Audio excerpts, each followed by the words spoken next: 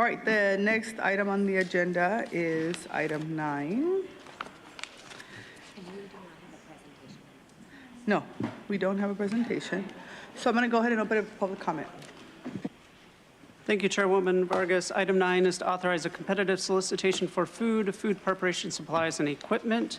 We have 6 requests to speak on this item, 3 in person and 3 requesting to speak by phone. Also note for the record that we received 1 e-comment in favor.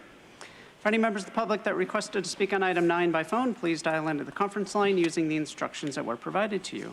We'll begin with the in-person speakers. All speakers are in opposition. As your name is called, please come forward. I'd like to invite Michael Brando, Mark, and Audra. I've called your name, please come forward. You'll have 2 minutes to address the board, and I'll ask you to please state your name for the audio record.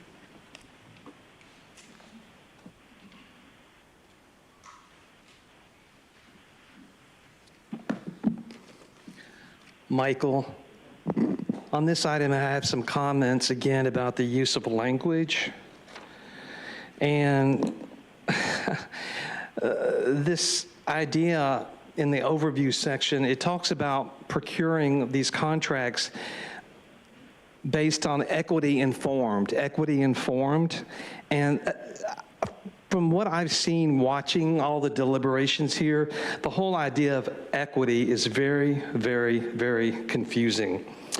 And something needs to be done to help people more clearly understand what you mean by equity.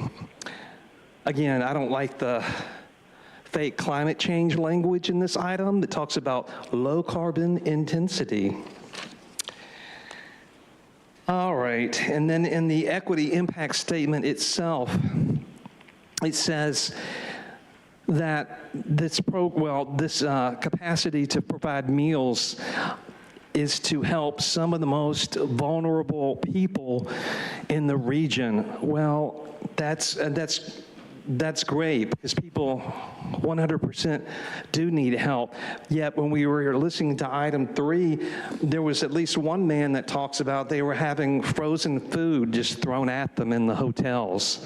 So I was wondering what that's all about. But again, helping the most vulnerable people, a lot of the things this board does is actually creates vulnerability and creates dependency.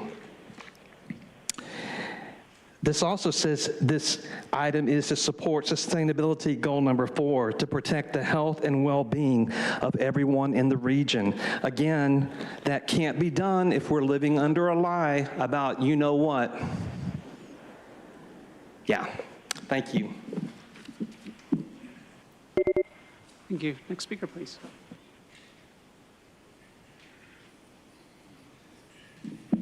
Had to have tissues up here. How sad is that?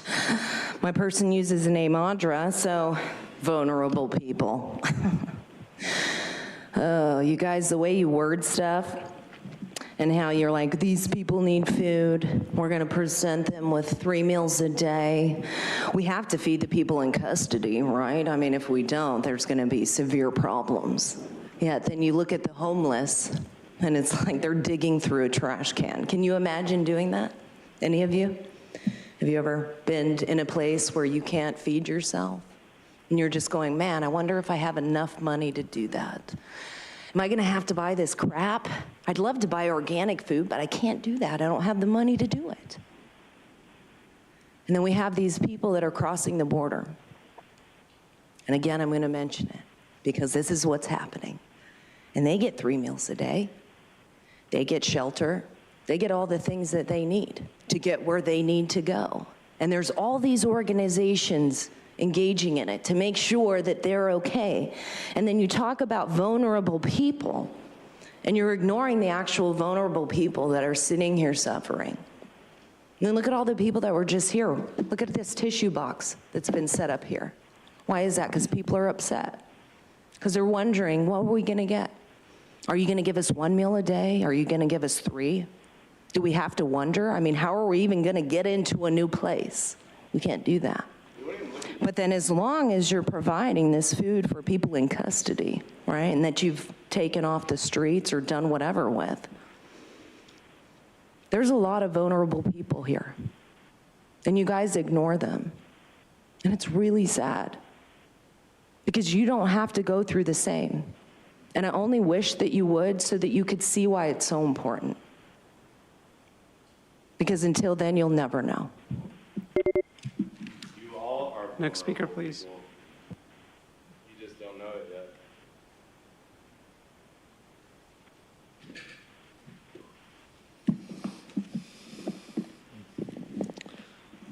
Mark, so there's a statement here on this agenda item. At the bottom, in your sustainability impact statement, it says as goal 7, to reduce pollution and waste and demonstrate reduction in consumption of resources, austerity measures. Now, the thing is, why are these people hungry in the first place?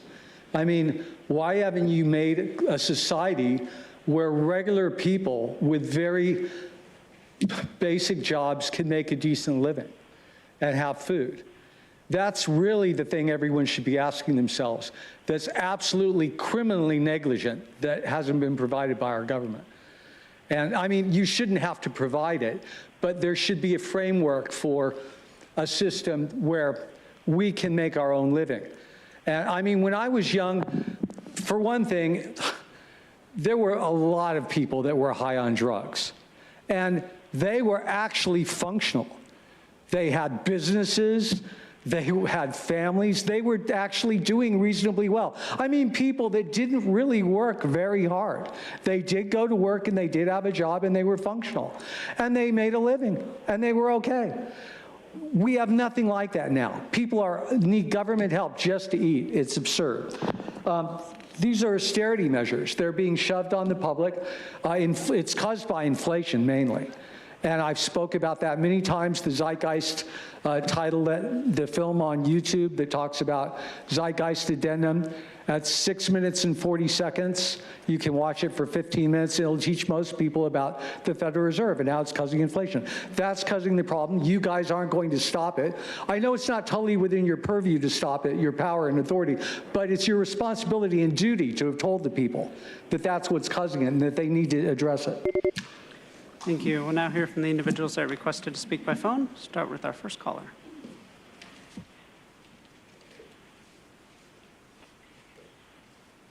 Hey, it's truth, and just like I said, even 45 minutes doesn't cut it for lunch. I'm just not trying to eat here. You guys have no respect. And for the record, there's a ton of people on EB2 who have no idea what it's like to starve. Anyways, I think Tara pulled this out just because she wants to be here till 10 at night. But first, I like your signature, Sarah. I think that's probably one of the few things I like about this item. Second, let's start with science. This item mentions low carbon intensity food. That makes zero scientific sense. All food, plants especially, require high carbon intensity to grow and also to provide us oxygen to breathe. So which supervisor doesn't like food or oxygen? $10 million for food for those caught in the county government web. Strike the racist equity-informed sourcing policy. If the source either provides good quality food or they don't. Doesn't matter what their skin color is or what neighborhood they live in. Stick to something that makes a little bit of sense, like culturally informed food choices. The committee meetings should include input of people directly affected by this food. And the nutritional co-benefit should include offering organic meat when possible and work towards eliminating products with artificial additives, artificial preservatives, artificial colors, toxic pesticides, or genetically modified fake food. And salted sugar not defined. Processed sugar is bad, but there's nothing wrong with organic cane sugar or naturally occurring sugars.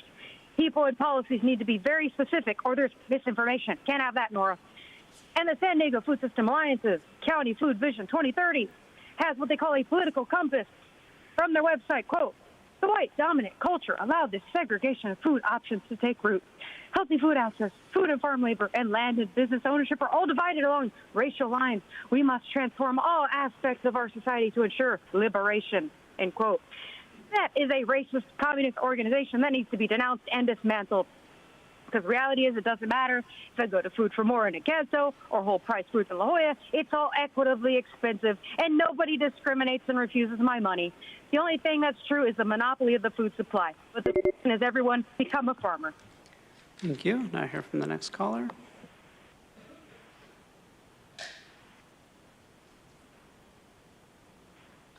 Paul Sdld, I agree with pretty much everything Truth said, except that safeguard zip code in the bit about equity statement. I agree that vulnerable people, pretty much everyone else too, needs a good supply of food and food prep equipment.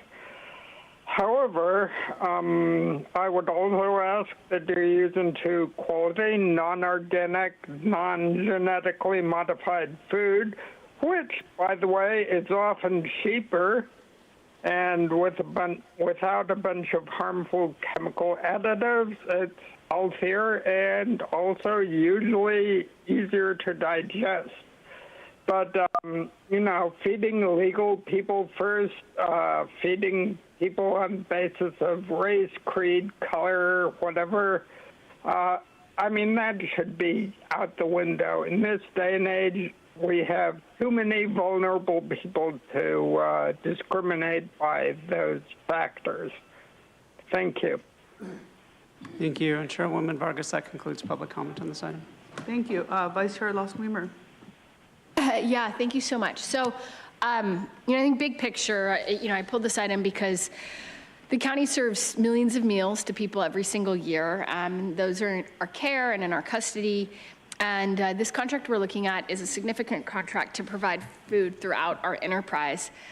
So it's actually, I think, the discussion we just sat through regarding kind of good intentions that maybe aren't implemented as envisioned or hoped, and the hiccups with contracts, I think, illustrates why I have some concerns with this procurement contract. So I think just to remind folks, and this is partly for the public, but also partly for my colleague, Supervisor Montgomery Stepp, who was not here over the multiple years that we were sort of thinking through and working through with a lot of kind of help and back and forth with me and Chairwoman Vargas on how we could better support our local businesses and our local businesses, local agriculture, make sure that, working conditions are good for folks who are working in providing food to our communities and to our county. Making sure that we're really centering the values of equity and sustainability throughout our supply chain, not just in kind of the direct operations of the county, but we know that at least a third of our budget goes through contracting, and so it's super important that we're centering those values. So, as I think, just to remind everyone, we did a lot of work. There's a lot of advocacy and community engagement of folks who came out, kind of trying to drive forward what has resulted in policy B75, which is our sustainable, equitable, and local food sourcing policy, that has 6 value categories, which are local sourcing, equity-informed sourcing, elevated labor standards, organic or regenerative certification, low carbon intensity, and nutritional co-benefit. So I think when I pulled this, because honestly, I think I'm concerned about the structure of the contract, at least the structure of the proposal that's before us today. So I had some questions, and then I had some amendments that I wanted to offer for my colleagues' consideration. I think just the first question I had was obviously these 6 areas, and maybe if Jack wouldn't mind, because he's the expert, if that's okay, or I can just direct to you. Sure, that's fine. Okay, and thank we you. Can all partner together on whatever answers. I don't want to ask Sarah the hard questions that Jack is the expert on, but yeah. Okay.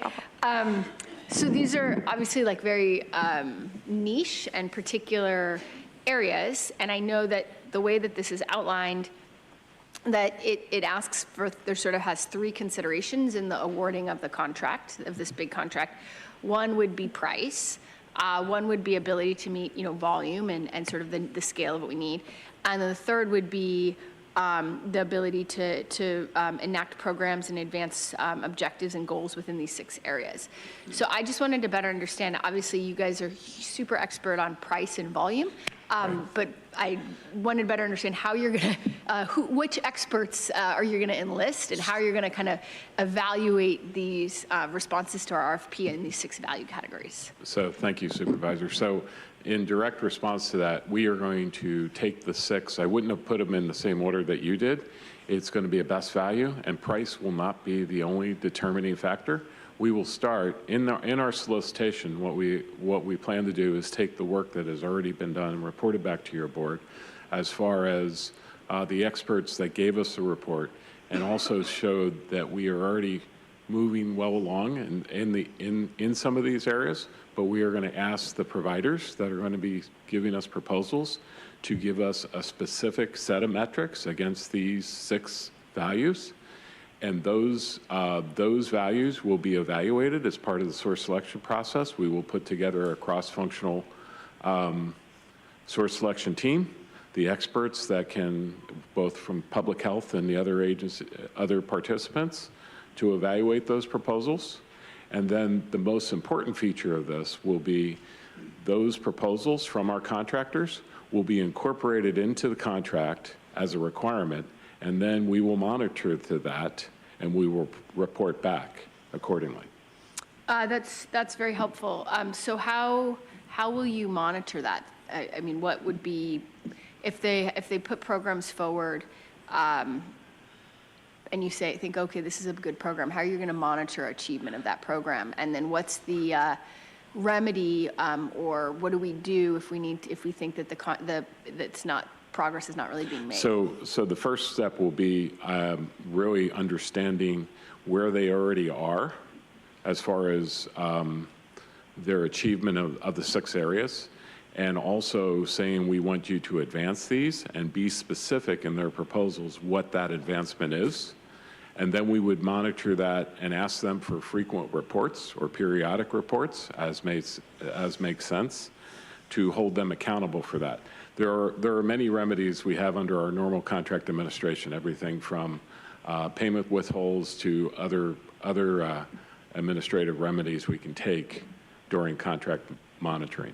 If they're not living up to those self-determined, if you will, commitments to us that we feel aligned, that properly aligned with your board's priorities. So in other words, if there's a program, if they put it forth in the RFP, hey, these are the goals we're going to achieve, and these are the programs we're going to implement in these 6 areas, and then they're sharing data and they're not really making progress on these areas, then you could withhold payment, or you might withhold payment. We have many remedies, so we can see what the specifics is and what the causes are, and it'll be important to understand, are there underlying root causes for not being able to achieve some of these objectives. And I can't tell you as I stand here today what that realm of possibilities is. We expect, because of our volume, we expect to have large providers, but we are also going to ask those large providers how they intend to live up to those goals and contract and subcontract, as we spoke about earlier, with community organizations locally. All of them already do that to some degree, okay? So it's a collection of, together, what does that look like? And each of the vendors may look different, Supervisor, in how they propose to us. We're going to pick the very best one that meets our goals. That's very helpful. No, I think that makes a lot of sense. I think what I would love, and I'm going to put this forward as a formal amendment in a moment, but just to kind of like build off of that, I think there's probably 2 areas where it would be really helpful to have metrics and performance metrics built into the contract, right? So one is, like you said, data.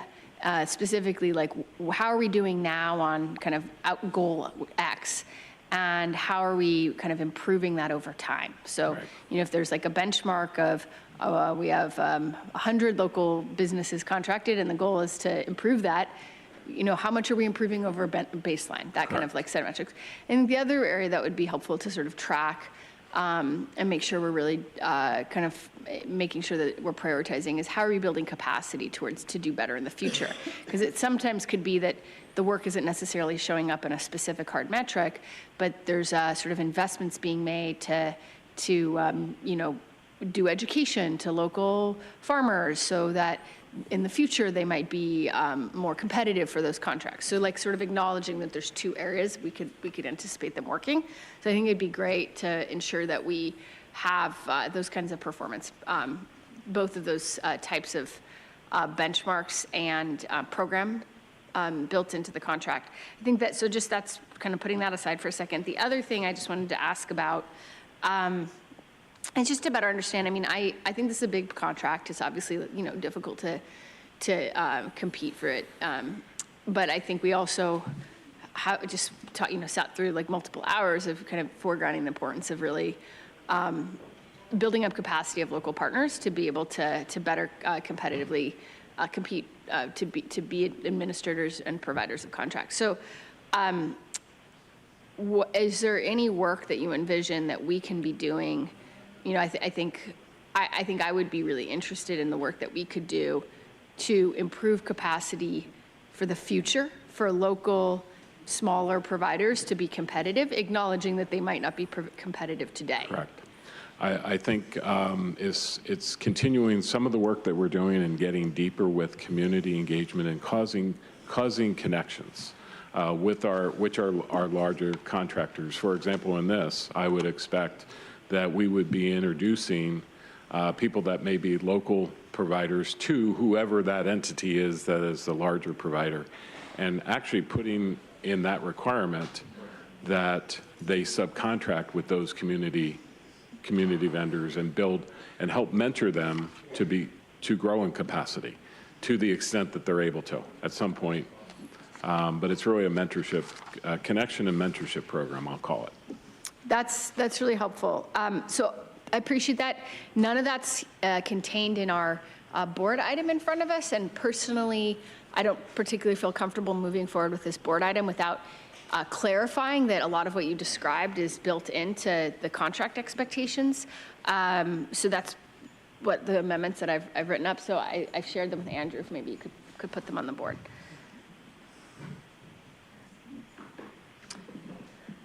So I'll just read them. I think the biggest changes would be to add additional recommendations 2 through 4. So number 2 is really, frankly, as you said, right, direct that the contracts awarded include requirements that the providers track data and metrics as they relate to the fulfillment of the 6 value categories and show progress in each category over the one-year term of the contract, specifically improvements from baseline, and further direct the contracts awarded include requirements that the providers present evidence of successful implementation of plans and programs to expand capacity in the future. So, you know, very much along the lines that we just discussed. I think that the third additional recommendation would be, it would be helpful if we could return to the board with just a report of the data resulting from recommendation 2 prior to the renewal of the contract, just so we have some visibility into how that's going. And then the last one, it's 4th on here, but 3rd additional, would be to direct the CAO to develop an action plan to find, uplift, and cultivate local businesses who can serve as the providers for those contracts. So working in partnerships with local stakeholders and return in 90 days just to give us an update on what that action plan would look like. So that's my amendment. So I would love to make a motion to, and just to kind of go back up, Andrew, one more thing. Oh, yeah. And I was suggesting that we change it to 2 option years instead of 4, just to just acknowledge that we're asking a lot of these providers, and we want to make sure that you know, if they're not able to fulfill the contract, that we know we're not bound to it. So those would be my my proposed amendments. So I would like to make a motion to approve this item with those amendments. Just Vice Chair Lawson-Remer, if we could just take a look at the 90 days because you're asking for the stakeholder engagement and to develop the action plan, we will get as close to the 90 days as possible. Honestly, you can take much longer. It's okay. Just, you tell me what would work. It's more like, I think this is important and we should work on it. Sounds great. So what would be? I don't know because we need to evaluate it. How about if we follow up with your office on what would be? Why don't we say in 180 days or before? Great. And then you have lots of flexibility. Thank you. Okay. A motion and a second. Any additional discussion? Go ahead, Supervisor. All right, this is a lot for me, seeing it for the first time.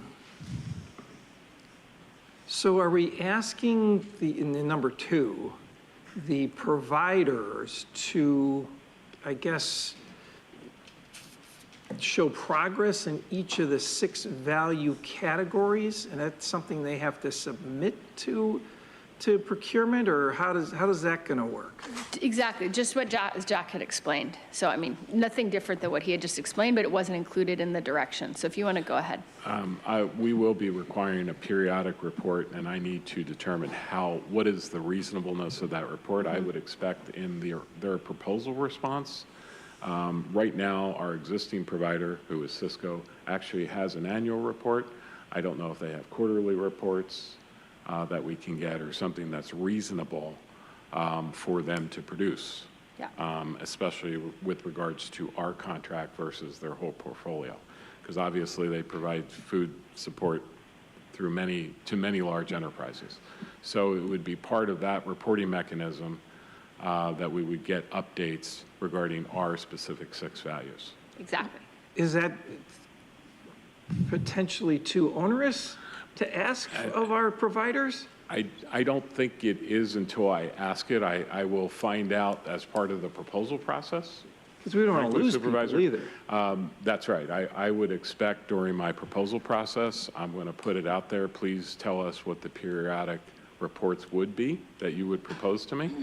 And I expect that's going to be a competitive situation. They're going to put their best foot forward, and there's multiple large providers here that could meet our needs. And just if I could add as well, one of the things, of course, for all of us, and I know you're aware of this, would be that potentially the cost could be higher, right? Because as we're putting our values for purposes of these 6 different categories and areas, pricing then may also increase from a procurement standpoint, depending on what those contractors are. Thank you. I want to clarify, this is just about reporting. So this doesn't impact sort of implementation of the policy and like all those trade-offs. That's already built in. So I think this is not going to impact price because Jack's already in the process of doing best value, and it doesn't change the best value of assessment. This is just giving us the data to better have the visibility into how we're doing. So if I may, what I would propose is, since we're reporting back within 180 days, I will be far enough along in my procurement process to know what that reporting frequency is, because I will have gotten proposals definitely by then, because we need to make an award in the fall time frame here, so we can bridge our contracts. So I will have more as part of that report. I will tell you what our reporting frequency is. Reporting frequency, and if you have kind of, I mean, sure. I think that I think you always have a lot of variables, right? Especially if you're doing best value. It's much harder than price. And so I think you have a lot of variables, a lot of moving parts. You're going to have all these experts across the enterprise weigh in. So I acknowledge that there's going to be a lot of sort of triangulation. What I just thought would be really helpful as we kind of try to implement this new policy is that we have those metrics and those progress reports, and so we know, what are these goals that that these companies are moving towards, especially around, our local sourcing and our local businesses, right. And how are we doing on that, and so that we can have that visibility and assess, like, is this working, is this making an impact? Let me go ahead and have Supervisor Desmond finish. Yeah. So where are these 6 value categories? I don't see them in the It was in the board policy we passed about a year ago. Oh, yeah, I remember that. Policy B75. Supervisor, they're on I have page no 3. idea what they are. Page 3 of the board letter. Okay. Let's see, guide the counties. It says local sourcing, equity-informed sourcing, elevated labor standards, organic or regenerative certification, Okay.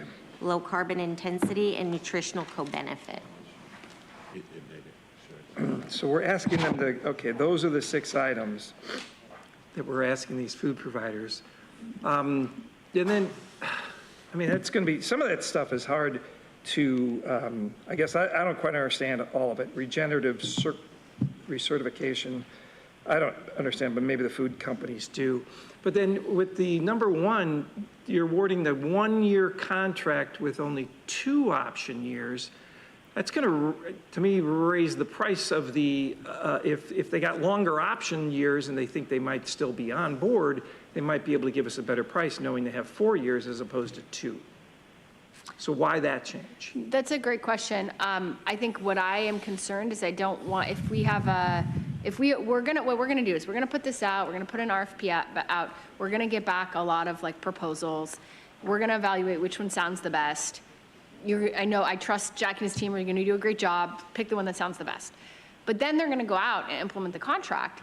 And what if it's not very good, right? What if it sounded great on paper, and then when rubber hits the road, they're not actually able to fulfill all the promises that were made, which we know happens.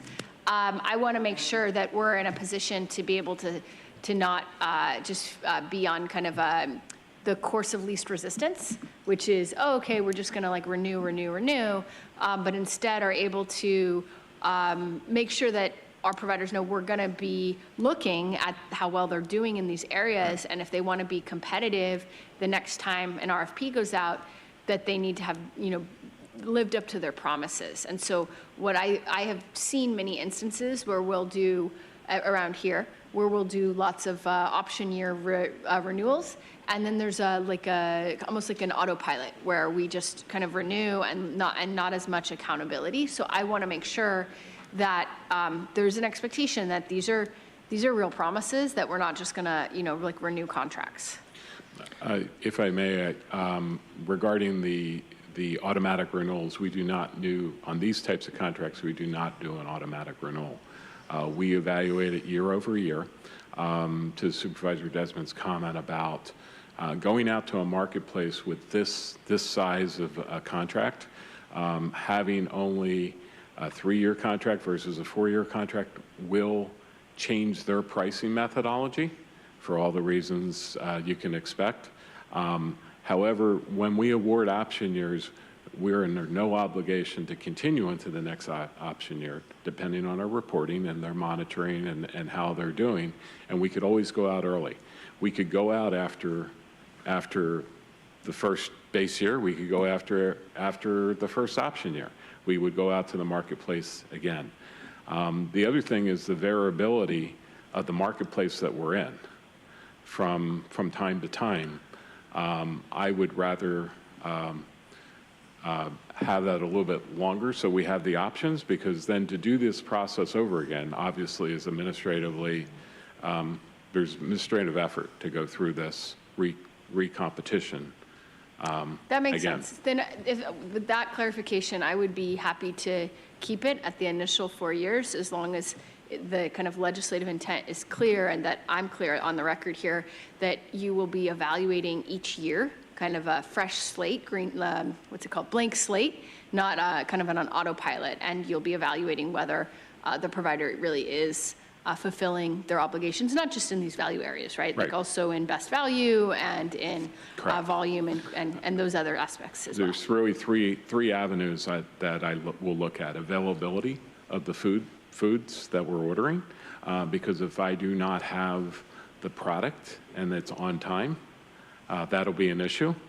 The quality of the food, obviously, which includes some of these value adds, and also the pricing of it. Those are the three factors.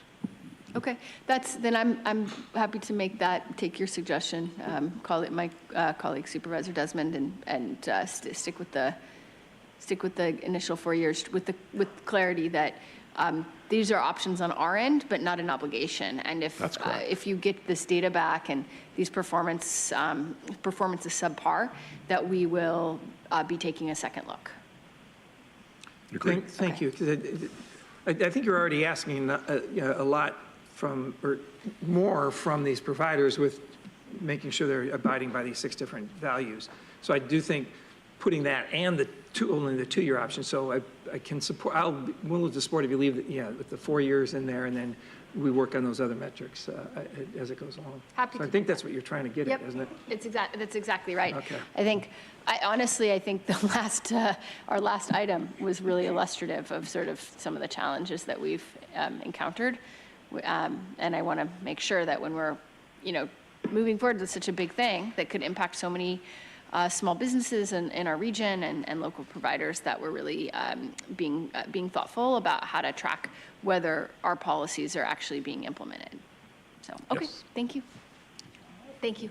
With that, we have a motion and a second. Please vote. Chairwoman Vargas. That motion passes unanimously with all supervisors who are present voting aye. All right. We'll now move on to discussion item 10, approval of the temporary employment of Michael Workman in the critically needed position of Director of Communications Officer. I'd like to hand over the floor to our interim CEO, Sarah, for a couple of comments before we turn into public. And I'm going to ask the public, if you have to have a conversation, please step out of the building. Otherwise, yeah, that's your first warning, sir, for disrupting the meeting. That's your second warning for disrupting the meeting. Mr. Justin,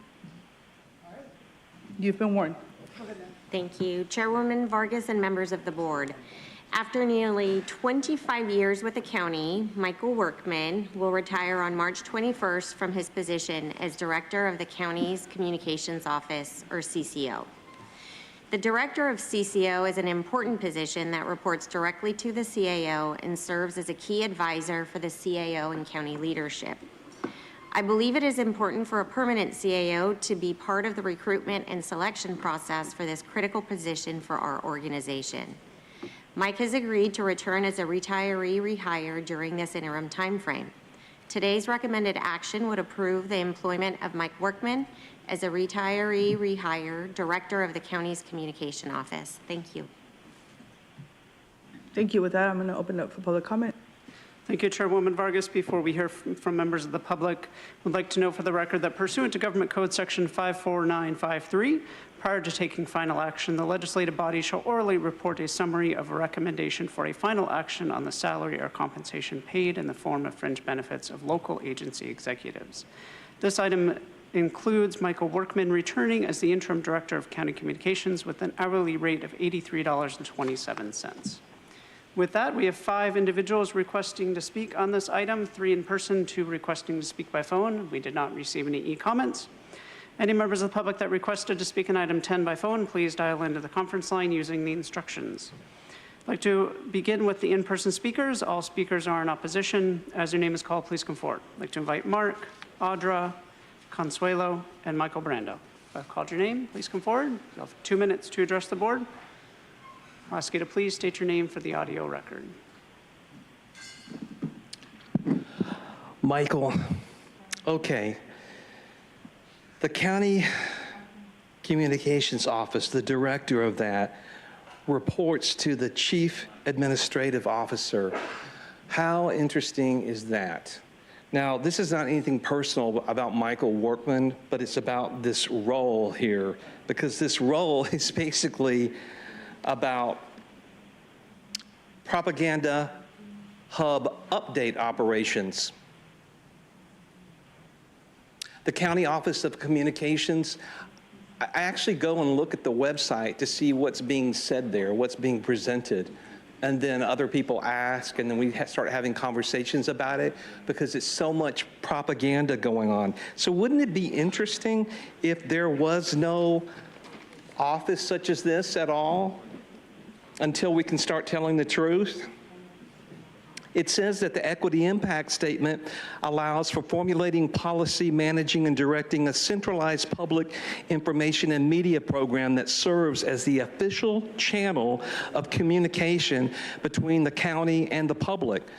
Well, the last 4 years, there's been so much misinformation, constant. And that was not just the misinformation stuff that Eric and Nathan Fletcher used to do, but just in general, so much misinformation.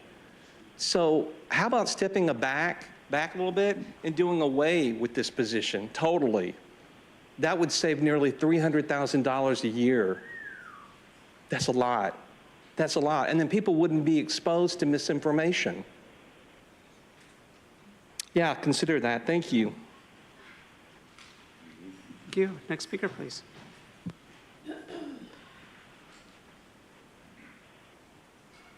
Consuelo, so let me get this clear. You guys are needing someone to come back. Sure. So is he coming back only because no one wants to work for this corrupt corporation anymore? Can't find anyone just as corrupt? What else do I have here? Yeah, it's very telling when people who have worked in this building, like the lady who spoke up earlier, her name was Monica, who spoke up saying how, you know, she never thought she'd find herself here begging government and to do their jobs. Let's see.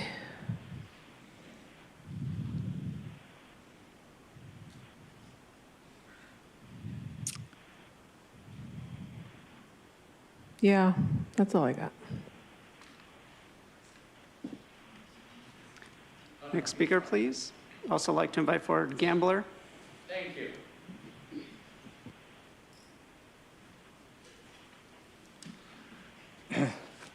Mark, all these titles are on YouTube. So basically, I was just reading your statement here about this guy's job. And he basically is a liaison between your corporation and the public. So who is your corporation? What is it doing? Well, it's doing a bunch of UN Agenda 21 goals that are not sovereign, are totally against our country and our sovereignty and our rights as citizens. You can see these YouTube titles. Rosa Corey talks about this a lot. You can see this from 3 minutes and 30 seconds onward. You can see this one about the banking system and realize how corrupt the banking system is. Complete corruption. That this subsidiary corporation is partnering with these organizations and banks instead of stopping them. Then they're causing inflation. See this from 6 minutes and 40 seconds to 24 minutes. See this title to see they've invested all of our tax dollars for generations and own controlling interest in Fortune 500 companies, so much interest in every business around you. And they don't intend to even tell you about it. It's not in our budget. It's in a separate account called the Comprehensive Annual Financial Report. They're just going to hide it from you, say you're bankrupt in the end.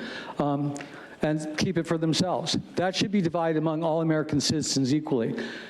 We should have the stock in that and dividends being paid to us. There would be no homeless, there would be no homeless vets. This one is Goodbye American Sovereignty. Trump signed it, Biden did not rescind it, and in the USMCA, the trade agreement that replaced NAFTA, it signed control over trade and immigration over to a foreign unelected council. We only have one American member on. He's not elected by any of us. Such a scam. Thank you. Next speaker, please. Know about the corporation, Mark. Yeah, right.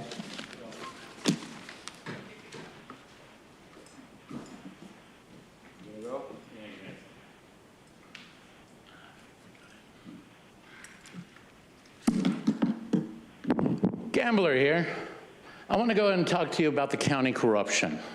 See, when I was fired, for some strange reason, I couldn't get answers from the union, like in particular getting a lawyer so that I could handle this properly. Some reason, my address was moved to the County of San Diego's address. Someone in the County of San Diego Registrar of Voters committed mail fraud. Now the Registrar of Voters wants to claim mail fraud does not happen. Claudia wants to protect voter fraud and issued me several cease and desist orders begging you guys to address this issue, trying to tell me to shut the fuck up. I'm not going to shut the fuck up. I'm sorry. I don't care how many threats that you give me. I don't give a shit. Obviously, I've told you as you're giving me the threats, they have no merit. Nothing that you guys do shows any fucking merit, and I'm tired of it. So, when you guys make a decision regarding me, when it finally gets to you, I hope you make the right decision, because regardless, any way you take a look at it, the 5 of you are going to make a choice regarding me. And if you make a choice to protect the system instead of weeding out the fraud that Michael Vu created, by all means, I'm hoping that each and every single one of you will go to jail and disbarred. Fuck you. Just wanted to let you know. What are you going to do about it? Next speaker, please.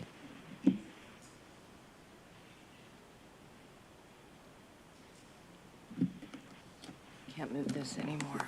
Sucks. My person uses the name Audra. Michael is back here. Nobody really probably knows that. But I would like to say that I met Michael about 3 years ago when I first was coming in here, and he actually gave me some pointers on as far as addressing you guys, because I used to read stuff because I wanted to give you guys laws and things that you were breaking, but he told me to speak from my heart. And that's what I've been doing pretty much since then. And that's why I get abused in the hallway by the sheriffs and kicked out just for no reason. And it's sad because I think about all the things that you've been doing, Michael, and I see like your heart, but I also see that you are complicit in the things that are going on in the county as far as like sharing information that's propaganda. And, you know, there was a COVID misinformation panel that got brought forward when Nathan was here to discredit all of the people that were coming in and trying to redress our government about the things that we know are going on. And then I think about getting beat up and how that was never something that was ever going to be seen and heard. And then I think about you, Monica, and you're friends with Tasha, who came up here the last time we were here after I was kicked out for no reason. I had 3 warnings and I didn't even do anything. But she can come up here without a slip and talk to you guys for over 3.5 minutes. You know, and you defended her when she was taken out of a city council meeting and beat up. But because I'm white, nothing happens. And that's what's sad, is that it shouldn't happen to anybody. But it does. And then we talk about wanting equity and to be like, you know, just and fair. But because of the color of my skin, just like you don't like what happened to your family or people that you know, is happening to me and happening to other people. And it never gets acknowledged. Time's up. We'll now hear from the individual that requested to speak by phone. Sir, this is your first warning. You're disrupting the meeting. So all right, this is your second warning, sir, the blue hat.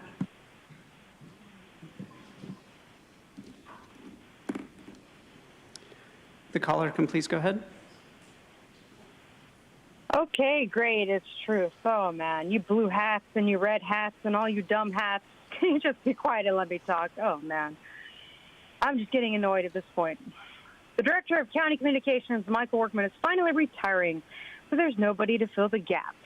Now it'd be funny to say, who cares? And truth be told, the county news articles don't usually provide any real news of informative importance, but there is one area that matters to everyone: the recordings of these meetings.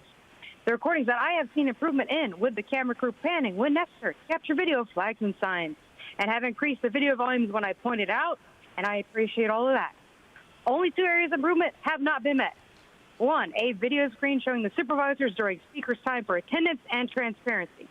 And 2, a clock on the screen for purposes of accuracy of the record. Even with 25 years of experience and on the verge of retirement, there's always room for improvement. What I don't understand is why Sarah can't just help pick. Are you not qualified? Apparently you are, because I advocated hard for you to have this job, and every supervisor obviously agreed with me. And you know what that means, Sarah? You owe me 10% for my campaign work. I saw how much you get paid. Come on. A workman's going to get $83.27 for 960 hours of work or less. That's about 120 days of work to continue to be the head propaganda spokesman for the county. And let me explain this about numbers, particularly for Tara. Numbers, or data-driven deception delusion, does not translate to real human effects from your decisions or wants. No more real promises or real lies. Focus, or put a time limit on your mouth, because this item is actually somewhat important compared to the last. Important enough for me to say I second dumping this county job. No more county propaganda. My name is Monica Montgomery. I'm a candidate for Sdld City Council District 4. I am a fellow community member and friend of Tommy Williamson, and I'm also an attorney. Lost that lawsuit. Thank you. And Chairwoman Vargas, that concludes public comment on this item. Thank you. I'm happy to make a motion. Is there a second? So we have a motion and a second. Please vote. Chairwoman Vargas, that motion passes unanimously with all supervisors who are present voting aye. All right. Thank you. Next item on the agenda is item 13, increasing medical reimbursement rates to improve healthcare for nearly 1 million San Diegans. I'm going to go ahead and turn over to the public. Thank you, Chairwoman Vargas. We have 12 requests to speak on this item, 8 in person, 4 requesting to speak by phone. I'll also note that we did not receive any e-comments on this item. For any members of the public that requested to speak on item 13 by phone, please dial into the conference line. We'll begin with the in-person speakers, starting with those in favor of this item. As your name is called, please come forward. I'd like to invite Lorenzo Rodriguez, Fatima Ghulam, and Joni Vargas. If I've called your name, please come forward. You'll have 2 minutes to address the board, and I'll ask you to please state your name for the audio record.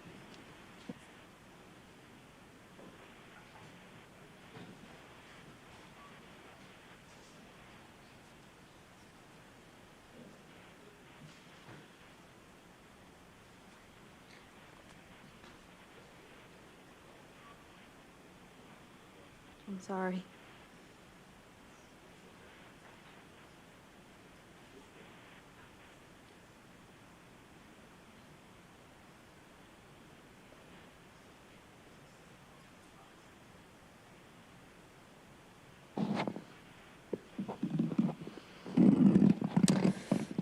Hello, my name is Fatima Ghulam. I have been a certified nursing assistant and a healthcare partner at Sharp Grossmont Hospital for 5 years. I've been in the medical field for 15 years. Nursing assistant and healthcare partners do everything we can do to meet patients' needs, including bathing, getting them dressed, helping them to the bathroom, feeding them, checking their vital signs, and providing comfort in their most vulnerable moments. We are the backbone of the hospital. I do this because of my community is very important to me. I even have a special connection with the people in East County, where sometimes we get patients that only speak Arabic. I'm originally from Lebanon. I speak multiple languages, and I also help them out, even if the patient is not assigned to me. I explain in Arabic what's going on, so the patient, they feel that they have someone they could trust and feel better, someone who actually knows what they're saying when they need to go to the bathroom or hungry. This matters to me, because I want to take care of all the patients in the hospital who need help during their most difficult time. Not only do I love what I do, but I also love the amazing people I work with. We all know how good we work together. But despite my passion for my work and love for my patient, it's getting more difficult to continue at work. We carry extremely heavy workloads, and the workers and the patients suffer as results. One of the worst days I came to on a shift when there was 2 of us, CNAs, to 38 patients. Many patients have suffered from stroke, meaning they need a lot of special care. Helping just one of them safely go to the bathroom would take a very long time. While I was doing that, I knew I had 18 more patients waiting on me that also needed to use the bathroom, take a shower, needed to be changed, needed to be comforted, or have their teeth brushed, fed, or much more. Thank you. Next speaker, please.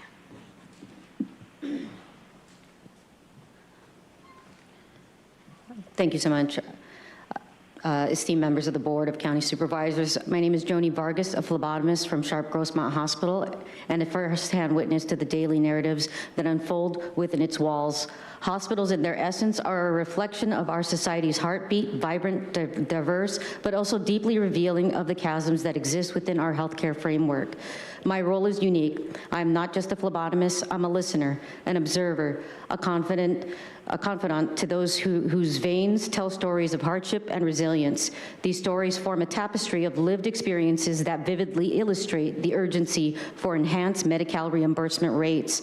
The initiative spearheaded by Supervisor Lawson Reamer, is not merely a budget line or a policy change. It's a lifeline for the countless individuals I encounter who navigate the turbulent waters of healthcare accessibility.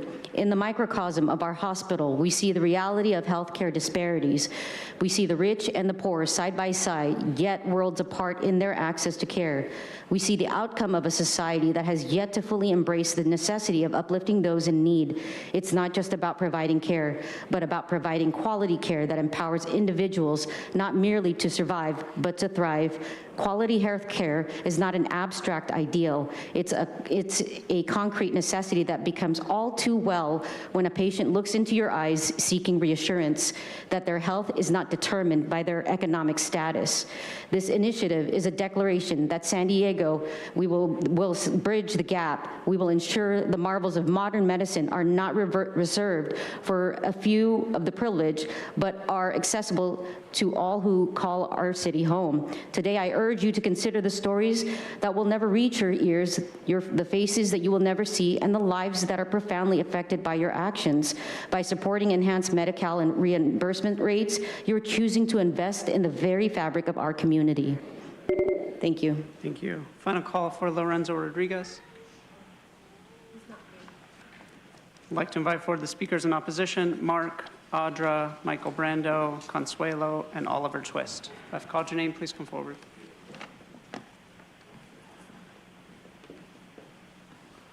Again, please state your name for the audio record. Mark, of course, reimbursement sounds good.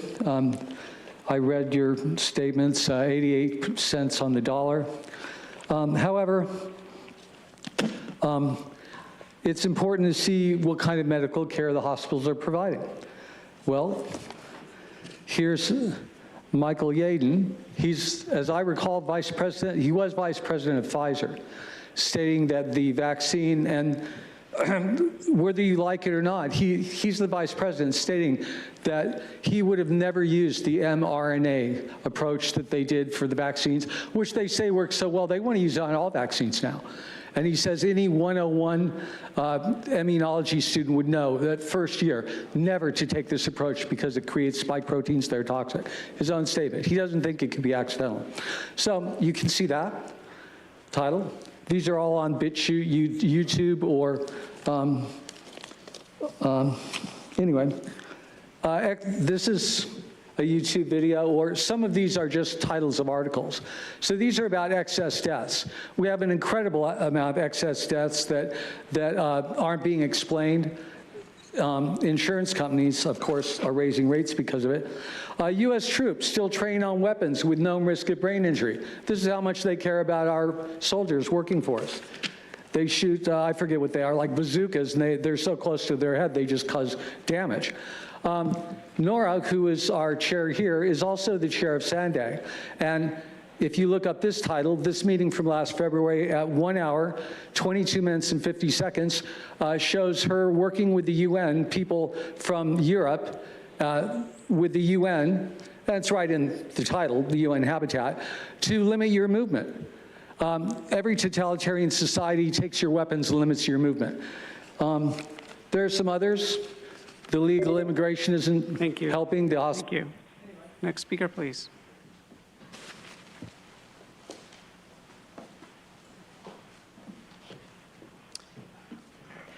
Hi.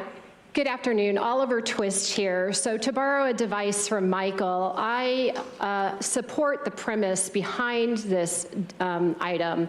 However, the way it's presented and the lack of government accountability, I cannot support it. It's because of fiscal sustainability, and that's something that is lacking. I keep seeing sustainability as listed. You list an item every time, you talk about it, the importance of it, and yet we don't ever see anything for fiscal sustainability. You're having to dig into your reserves and now actually subsidize another entity, the city of San Diego, to make up for their shortfall. Thank you, Jim, for your pragmatism in getting that money back and accounted for. Think of me, I am a government watchdog and steward, but if you prefer softer language, you can think of me as your accountability partner. And I am here to demand accountability. What the public may not know is that 1 out of 3 people in the County of San Diego are on some form of social services. And I heard at the Know Your Rights Symposium the other day, 50% of babies born in the county are done so under Medi-Cal. So again, I'm asking you, where is the sustainability for that number and how long can it last? 60%, 70%? Just a second, please. So Tara, you've noticed I've posted a couple things today. I'm not sure when you forgot about customer service, but I would like some customer service and some paying attention. I feel like that you are very deficient in listening to we the people. You talk differently when you run for re-election, and then you sit up there and you ignore the public. It's one thing to ignore the people that come here routinely. You may think of them as marginalized to discount our voices, but when you ignore the flood victims this morning, that was shameful. You missed half of the testimony, and then the other part, you just sat there and looked like a lump on the log. We need a cardboard cutout. Next speaker, please.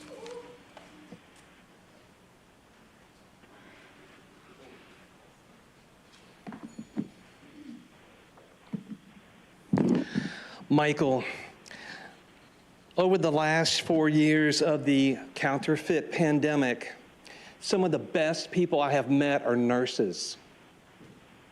Nurses who were terrorized, nurses who were traumatized about the push for the bioweapon serum injection. This item addresses hospitals and hospital administration.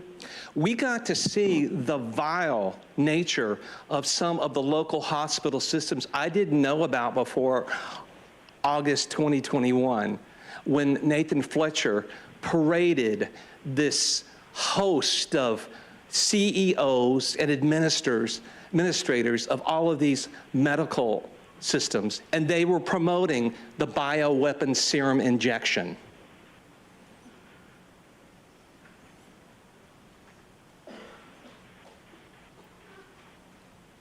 How about that? And now you're saying you want to raise rates to help fund these systems? Many people are actually taking health into their own hands now and not relying on these systems. And I do have empathy for that young lady that spoke, saying how hard she works. And I've talked to nurses about how hard they work. But yet, until people start telling the truth about what happened the last 4 years, what's happening now with people going to the hospital because of the bioweapon serum injections, then nothing's going to change. This is all going to be more about moving money around and sustaining lies. That's the kind of sustainability that goes on here. Lies and people like Tara Lawson-Remer ignoring people who speak at the podium. We do not consent. Next speaker, please.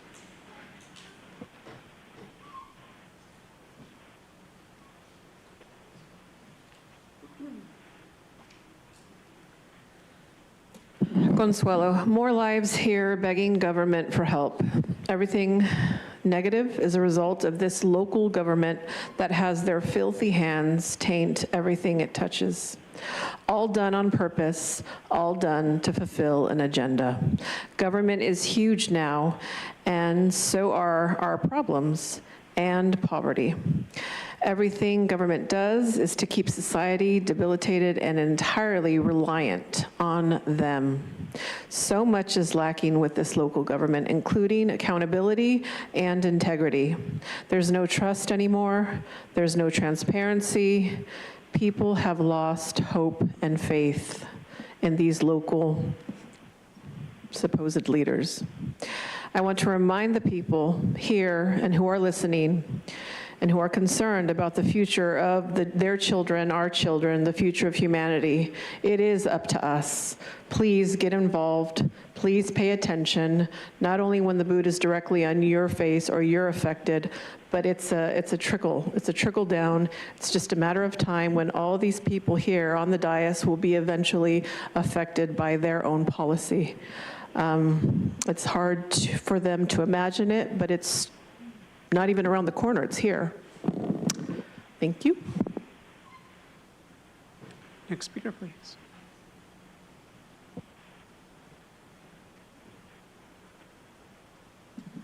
My person uses the name Audra, so it's interesting because I've been on both sides of, I've taken care of people, but I've also needed health care. Being paralyzed for 8 years and really sick with MS and believing the medical system and how, being on 100 pills a day was gonna make me well. And it wasn't, it was making me sicker and it was killing me. And, I've been in a place where, I used to have to wear Depends because I couldn't control my own faculties or whatnot. And that sucks. And I'm sure none of you have been there, but like having to have a nurse come and, like wait for them to go to the bathroom. They do a job nobody wants to do. But also none of you have been in a place where you've needed that and where you've relied on, where you thought, they're telling me the truth.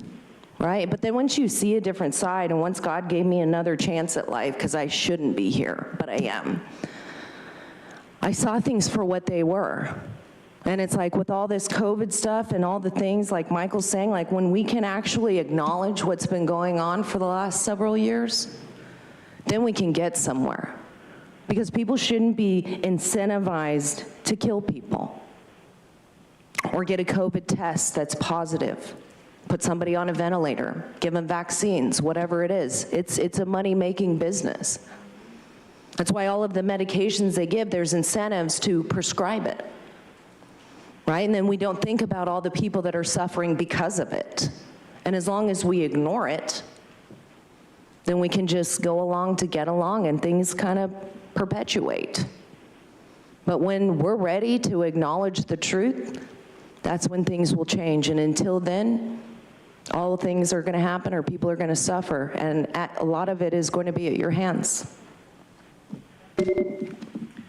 We'll now hear from the individuals that requested to speak by phone. We'll start with our first caller.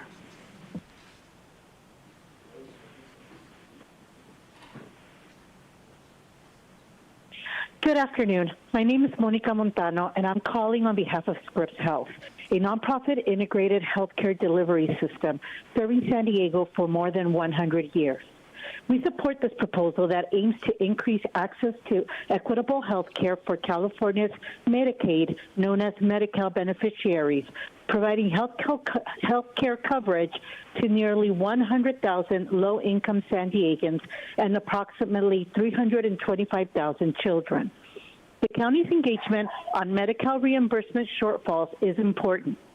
Exploring opportunities to increase Medi-Cal reimbursement to providers in San Diego, including a comprehensive analysis of Medi-Cal reimbursable services, and adding these reimbursement rates to the county's 2024 legislative program priority issues is critical as we all work towards improving Medi-Cal reimbursements, which have remained at the same rate for more than 10 years. While expenses for patient care, including salaries and benefits, supplies, pharmaceuticals, utilities, and more, have increased exponentially. We see these challenges at Scripps Mercy Hospital San Diego, which is a safety net urban hospital with 85% of patients on government-sponsored health coverage. It is home to a level 1 trauma center serving the communities from downtown to the U.S. border and provides critical behavioral health care services. We also had more than 12,300 visits from San Diego's homeless community in 2022. Lower reimbursement rates lead to limited access for our most vulnerable population, making it harder for them to find accessible health care services, contributing to health care disparities as low-income populations are disproportionately affected by these reimbursement challenges. We appreciate all of your work on this important proposal to help ensure San Diegans have access to the health care they need and deserve. Thank you. Thank you. We'll now hear from the next caller.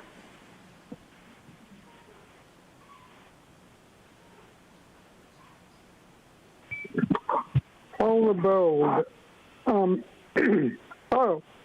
One of you wants to spend between $800,000 and $1 million to study Medi-Cal reimbursement rates, which is a state program. I believe it's actually originally a federal program.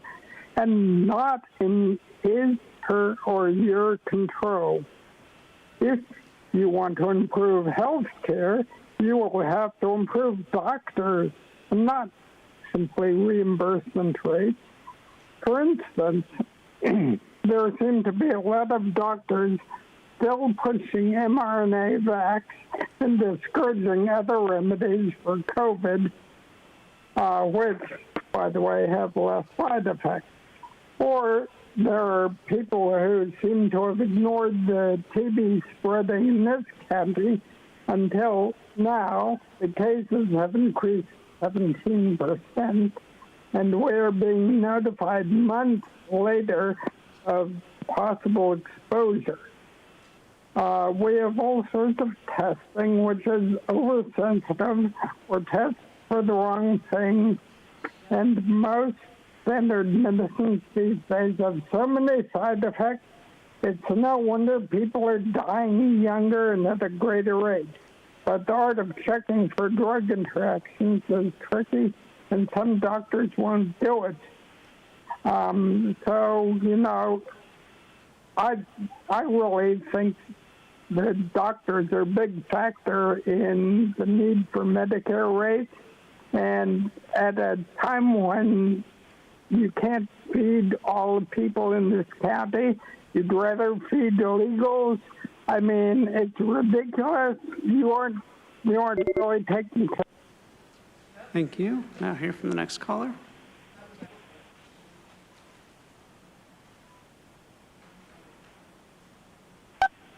It's true this item refers to people who've registered for the California Medicaid program as our county's most vulnerable community members. Question, who is that? What if I don't identify as a community member? Am I still eligible? Or are the only people who count the ones who jump a wall or barbed wire and who know nothing about this country? Will there even be anything left for the so-called vulnerable legal county residents if we have 10,000 or more people coming a day? Because health care is not a right. It's a paper promise offered by deceivers. One can be born free, but they're not born with a doctor waiting on them, not unless that doctor is an indentured slave. Government health care isn't even real health care. Ask an American veteran who got their rightful free health care, who got a liver biopsy they never even consented to, or who were given a known toxic combination of drugs. Those are both real stories. So unlike what this item claims, the entire Medicaid system is precarious. Precarious for those who risk their lives when their lives are in the corporate government's proven uncaring hands, because this is a business. Just like this item says, the government's only paying the hospitals back 88 cents to every dollar they spend. They're behind in their payments by $25 billion. Name a regular person who can rake up a tab anywhere near that high without going to prison. Providers aren't attracted because government clowns don't pay their bills. But now they want more of our money to pay what they should have properly budgeted for. But how can they budget if they keep adding new community members who don't even financially contribute anything to the community? This raises the rate for individually, privately paid health care for regular people who are already struggling because of other government interference. And politicized labor organizations, CBOs, and consumer advocacy organizations should have no say in how people's tax dollars are spent. Government talking heads who pontificate new faux rights are the substantial, problematic, discriminatory hypocrites who issue low reimbursement rates for their paper promises, which tear into pieces with ease like the recycled garbage they're made of. This is another county and state-created crisis, Monica. Let the money flow, though, right? Thank you. And Chairwoman Vargas, that concludes public comment on this item. Thank you. Appreciate it. Appreciate all the public comments. And I'm going to turn it over to the Vice Chair, but I just wanted to say that, you know, this is a topic that is very near and dear to my heart. Closing the inequities in healthcare was the reason I ran for office, and I think everybody, you know, I've shared that I've worked in healthcare for 30 years and reducing and really focusing on increasing our Medi-Cal reimbursement was really a top priority, but because of what it meant for access and doing that work. But it wasn't really until my family was directly impacted around access to healthcare that really made me make the decision to run for supervisor. And I think that Nick Machoni, who's like probably hearing right now, remembers when I came to the meeting in November and he said, you know, what's your why? Why are you running for office? And I said, you know, this isn't sexy for folks, but honestly, it's trying to figure out how we're going to increase the Medi-Cal reimbursement rates so that our communities can have access and close the inequity gap is the reason why I'm here. And so I'm glad to see that this item is before us. I'll turn it over to the Vice Chair, and then I have a couple of comments to make on this issue. Thank you so much. First of all, I want to thank the leadership of so many members of our community who've been working on this, members of our providers and doctors and hospitals and our healthcare workers and our healthcare unions. I appreciate the ongoing leadership of Chairwoman Vargas as a consistent, passionate voice fighting for Medi-Cal and for these issues, and really looking forward to continue working with you on this as we move forward. So thank you. And thank you to everyone who has been working on this day in and day out, and particularly all the members of our Medi-Cal task force that's been meeting and talking about, what could we do to improve Medi-Cal reimbursement rates in San Diego County, because it's an unfulfilled promise. There's about 1 million people on Medi-Cal in our region, and a lot of people know that they, quote, have health insurance or should be able to get access to a provider or get in to see a doctor, but they can't. And at the end of the day, because our reimbursement rates are too low, there's not enough workers, there's not enough providers, people are suffering burnout, our workers are suffering burnout, and it's become a really, really toxic cycle for so many people who are trapped in our broken healthcare system.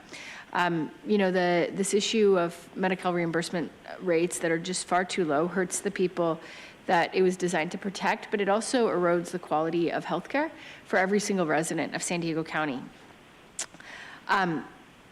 When our hospitals are overburdened because they are not getting paid and reimbursed sufficiently, people end up in the ER, and even those who are not on Medi-Cal begin to see the quality of their care suffer. So this is an issue about healthcare access that is central for every single San Diegan, in particular the 1 million individuals in our region who rely on Medi-Cal to keep them alive, right? That this is their safety net, this is the healthcare that we have.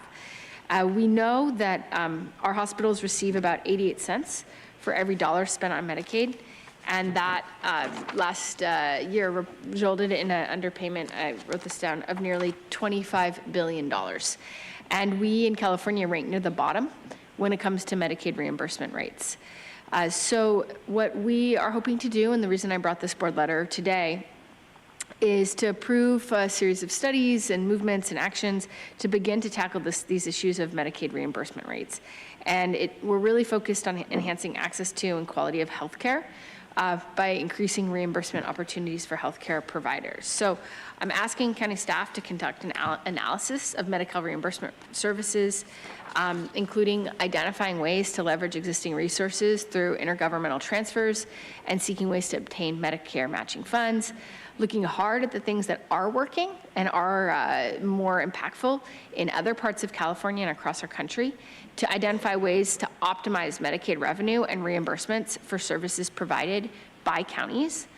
Also exploring new and additional sources of funding that could be available to the county to increase Medi-Cal reimbursement rates, and looking at ways to enhance reimbursement rates and incentivize providers to expand access to Medi-Cal services in San Diego County. It's one of these issues that is really technical. It's, as my colleague said, it doesn't sound sexy, but it is so important to the lives of so many people, and it is, I think, of central importance. And I know that when I think about my own life and what motivated me to get involved in public service, when I was very young, it was healthcare. The notion that in the richest country in the world, people should be able to see a doctor. People should be able to get the care that they need to keep them alive. And when there are treatments available and cures to diseases and diagnostics that could allow us to live a better quality of life or to live at all, and some people are being denied those opportunities, that is a grave injustice. That is a horrific injustice, and that is not something that we should stand for at all in our country, and certainly not here in our region. But unfortunately, that is where we are. That we are in a moment now where there are opportunities for care and treatment that are being denied to people because our Medicaid reimbursement rates are too low, that it's creating a crisis in our healthcare system. So Nobody should suffer. Nobody should die because they can't get in to see a doctor. That is a moral failing, and it's something that we need to take action on here in San Diego County.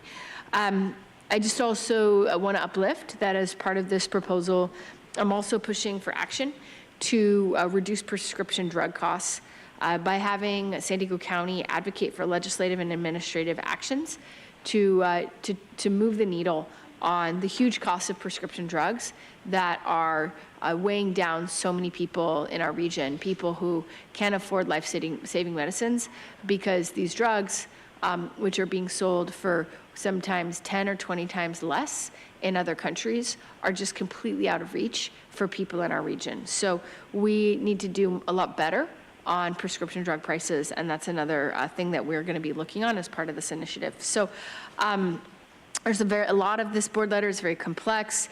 I appreciate my colleague, Supervisor Montgomery Stepp, for agreeing to serve on this ad hoc subcommittee with me as we kind of continue to work on this issue moving forward. I'm looking forward to working on this with Chairwoman Vargas, and I know that we have some projects that we need to do as well. So, you know, I think this is a small bite at the apple, but it's an important step in the right direction, and I would be grateful for my colleagues' support. So thank you. Supervisor Desmond. Thank you, Madam Chair, and I appreciate this coming forward. I certainly do support raising the medical reimbursement rates. As we know, they're already too low. However, I'm sorry, I can't support the ad hoc committee in recommendation number 6. It's not that I don't trust you, but it specifies that, you know, the ad hoc subcommittee, which is going to be 2 board members, Supervisor Lawson-Remer and Supervisor Montgomery Stepp, misspelled her name. But anyway, just 2 supervisors providing input regarding the feedback obtained by the stakeholders, the 2 supervisors providing input regarding the updates received, and 2 supervisors providing input to the interim chief administrative officer on the development of the progress reports, finding and recommendations, what's to be submitted to the board. I don't agree that really we need an ad hoc subcommittee for this effort, and I think it's a worthy effort.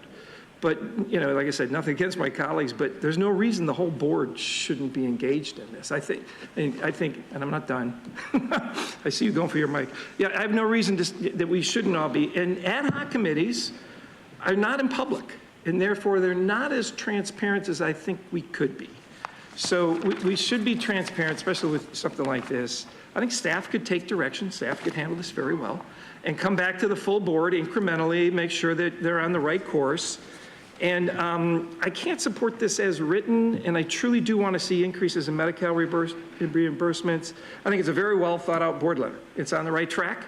But I think as a whole, the board should be engaged with this very important effort. So what I'd like to see is we strike item 6, and on item 3, we change the words ad hoc subcommittee and replace with Board of Supervisors. Can I respond to that? I'm happy to make a motion to bifurcate this. I would like to move forward with the ad hoc subcommittee, but I do want to give you the opportunity to vote for the pieces that you support. So what I'd like to do is make a motion to move forward with this with items 1, 2, 3, 4, 5, 6, all the items as recommended, but allow a bifurcated vote. So my colleague could vote no on 6 and rest, which is the ad hoc subcommittee. It'd be 3 also because. And yes on the others. So, okay. Thank you. Huh? Well, 3 as well, yeah, because it says ad hoc subcommittee. I just think it should be a whole board of supervisors. This is too, I think, very important and I'm happy to amend that to say after updates to the Board of Supervisors and the ad hoc subcommittee, if that would allow you to support that item. Let me tell you why. I remember during the COVID days, we had an ad hoc subcommittee, and the rest of the board would find out things at a press conference. No, I And hear you. that was not, and we'd have to ask, and well, who made that, how was that decision made? So I just think we don't need that mess. I think this is important that we all should be able to, all offices. I appreciate that. I think my experience has been that there's a lot of sort of nuances and there's going to be a lot of need to check in and continue moving forward. And I think the work that I've seen that's been really successful has had an ad hoc subcommittee. For example, I think some of the work that we've had on SB 43, et cetera. But I do also agree about the point around transparency. I think it's a both and. I think there's value of having an ad hoc subcommittee to continue driving the work forward. But I'm also comfortable to acknowledge that that transparency is important. So if it would allow you to support 3, I would be happy to amend that to say offer updates to the whole Board of Supervisors, including the ad hoc subcommittee, so that there's no questions around information. So on 3, you're taking out ad hoc subcommittee and put Board of Supervisors. I did not say that. I said offer updates to the full Board of Supervisors, including the ad hoc subcommittee.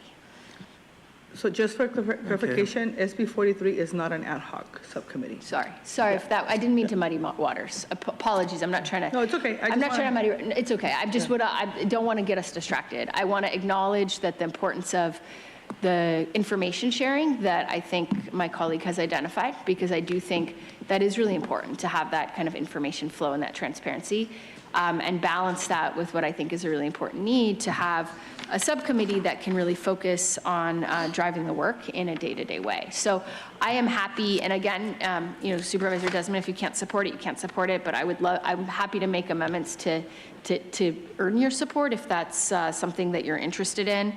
And the motion I made was to move forward with 1, 2, 3, 4, 5, 6, and to bifurcate that so that 6 is voted on separately. But if it would allow you to feel comfortable in supporting 3, I'd happy to amend 3 to read to offer updates to the entire Board of Supervisors, including the ad hoc subcommittee, if that would make you more comfortable.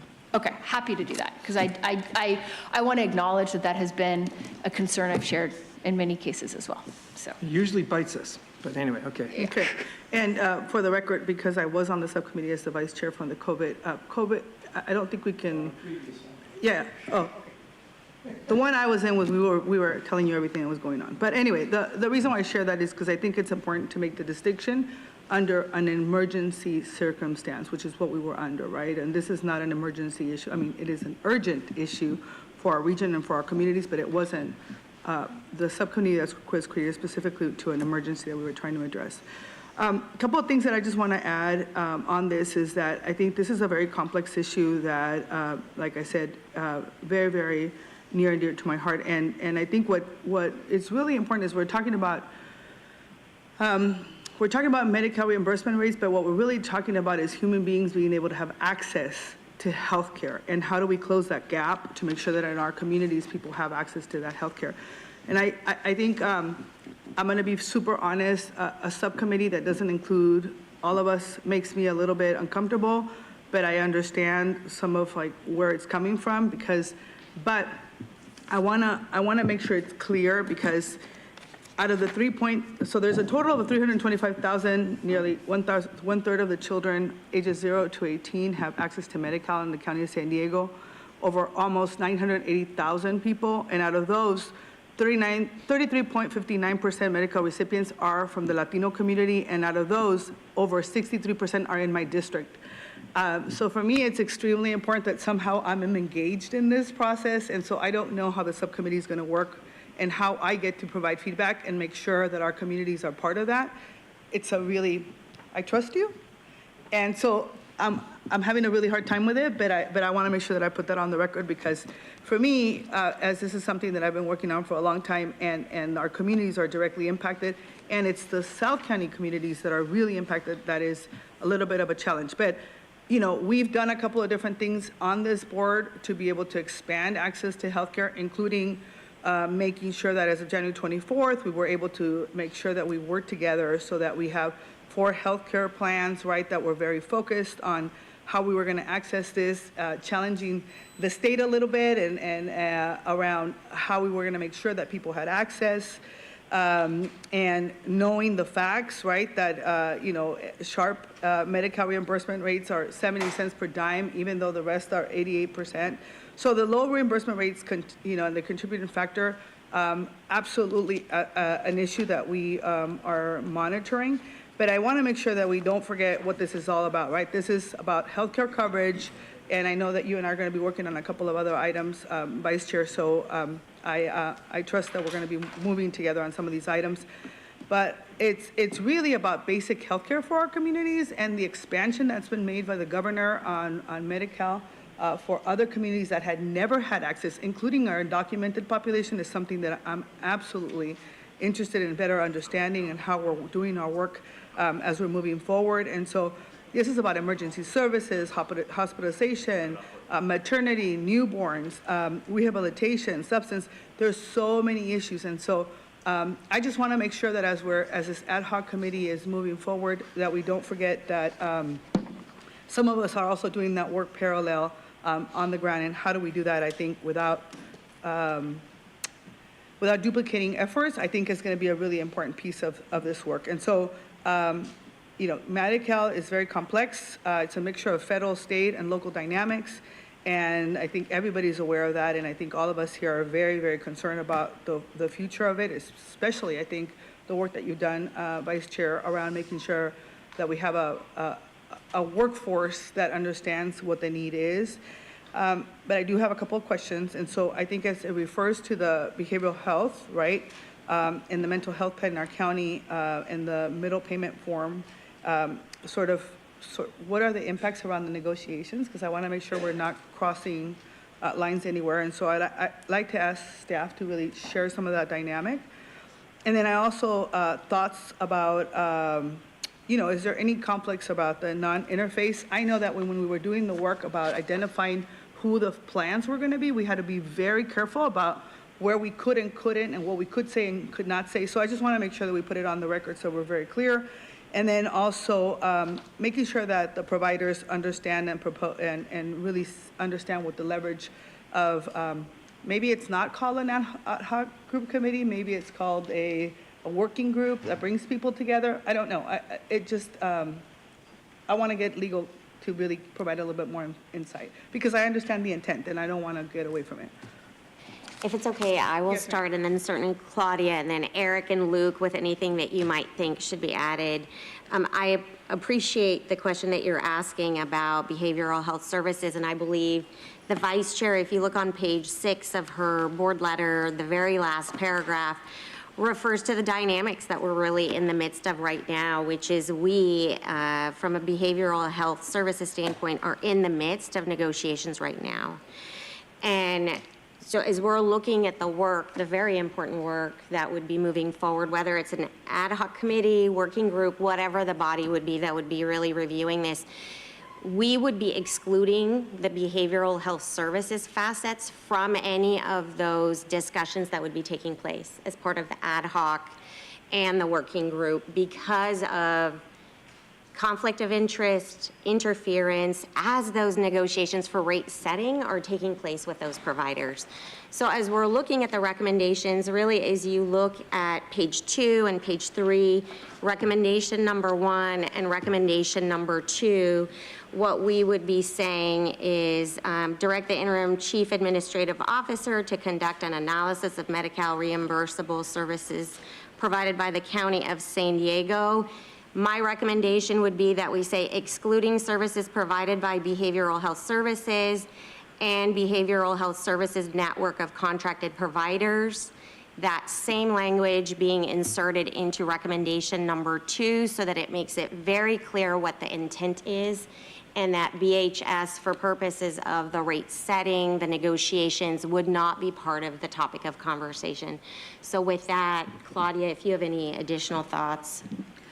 The charter has, both the charter and county policy, board policy, has very strong non-interference provisions. So clearly, as the chair has indicated and the ICAO has referenced, the negotiations ongoing by BHS cannot be interfered with, impeded, influenced in any way, nor directly negotiated with the providers. It has to occur through BHS's ongoing work, so that BHS is excluded generally from all of this area, and that is that strong reference in page 6, making that very clear in that regard.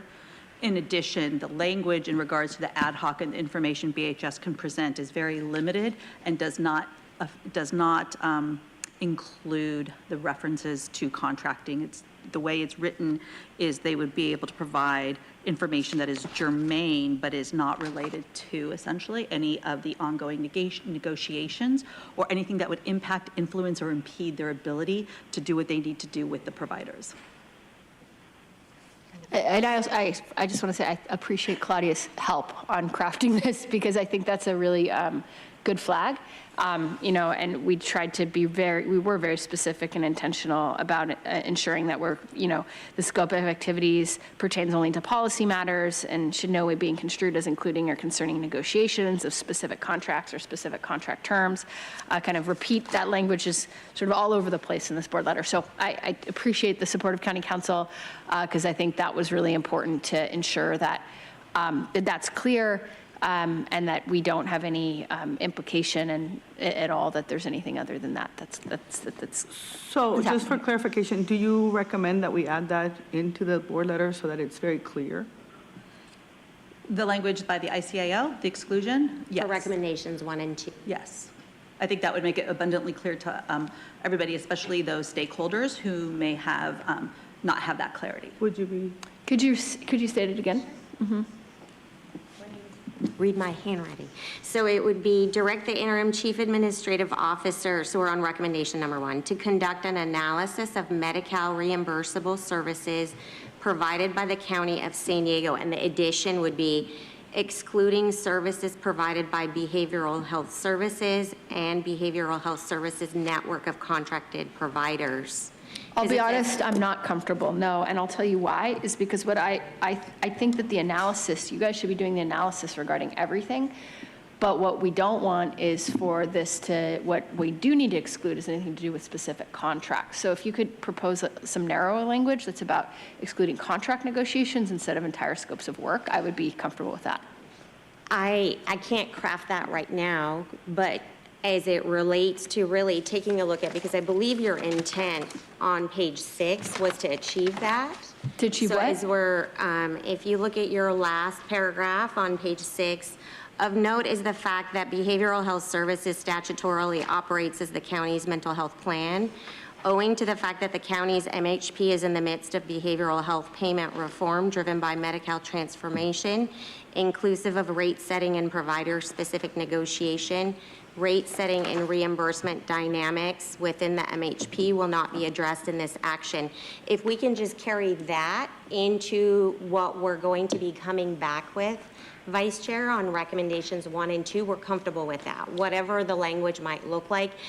I'm just recommending. I would actually be comfortable with taking that entire piece, that whole paragraph, and putting it. Perfect. Yeah, we can take that whole paragraph, because I think what I'm hearing you say is something I completely agree. We want to make it really clear that anything regarding rate setting and provider-specific negotiation is not included in the scope of the ad hoc subcommittee. That's right. And so I think that it would be helpful.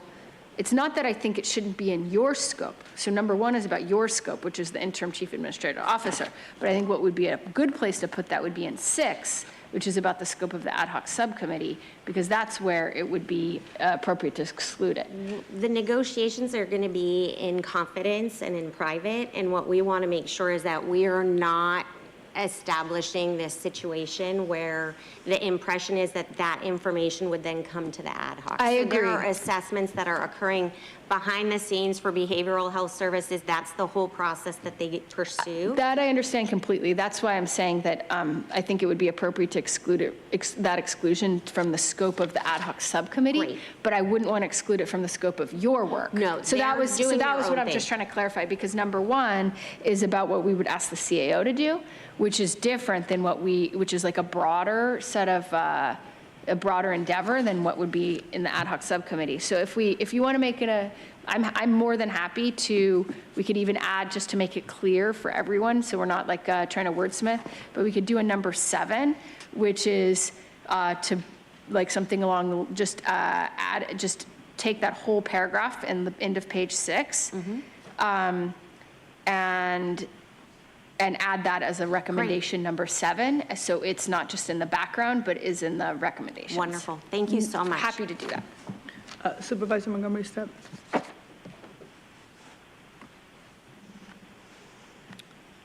I need clarification of what number 7 will be one more time. I'll read it. Okay, this is appreciate, so it's the last paragraph in number, this is the one our CAO pointed out. It says. It's in 6 right now. Oh. Yeah, exactly. It's basically taking that paragraph that's in the background, but making it part of the legally binding recommendations. Okay. Andrew's put it up on the screen. Okay, thank you, Andrew. I will amend my motion to add a 7 and appreciate the guidance of our CAO. Thank you. Okay, and so that, I think the record also, legislative record will be clear as to where we are, because I was going to ask about just the conflict of interest language and making sure that we all know, provided this passes, moving forward, where those lines are drawn. Did you have anything in addition to say to that, Ms. Silva? No, I think this pretty well captures it. And of course, as we move forward, as the ad hoc committee move forwards from the staff level, we'll always revisit to make sure that there's nothing that comes close to or near any appearances of potential conflicts or perceptions. Okay. As well as interference issues. Okay. So I want to kind of talk about address a little bit some of the concern around the ad hoc committee, right, for good reason. One is making sure that the populations that are most impacted are represented at that table, and also to make sure that the board is fully notified as to what the ad hoc committee is doing, what recommendations we're coming up with, what information is shared there. So I think that there should be, let me move to the recommendations again, but maybe a time certain as to when we come back to the board, if there's not one. There's not one, and I'm happy to have one. Okay. Yeah. So I'll ask you, what do you think is reasonable based on your vision of like the meeting and, I mean, when we it's would a have great anything question. to share at all? That's why I didn't put one in, because I kind of thought I figured how this was going to proceed is that the CAO was going to begin this assessment, and then once they had some kind of a beginning of a plan, they were going to come check in with us. So I better ask her. when would it maybe? I just want to be mindful, Yeah. Of our colleagues and the concerns, and Yeah. making sure that, we're not, I mean, we kind could of going do. off on our own tangents. so We to could even do something really short, like every 3 months, and if we have nothing to report, we just say, we haven't made a lot of progress, but at least that way, there's some transparency. Let's do 120 days. Sure. Okay, and we can add that the ad hoc committee shall report back to the entire board 120 days from the time this is passed. And your item number 4, just so we are all on the same page, says that by the end of the calendar year, a progress report would be coming to the board. Okay.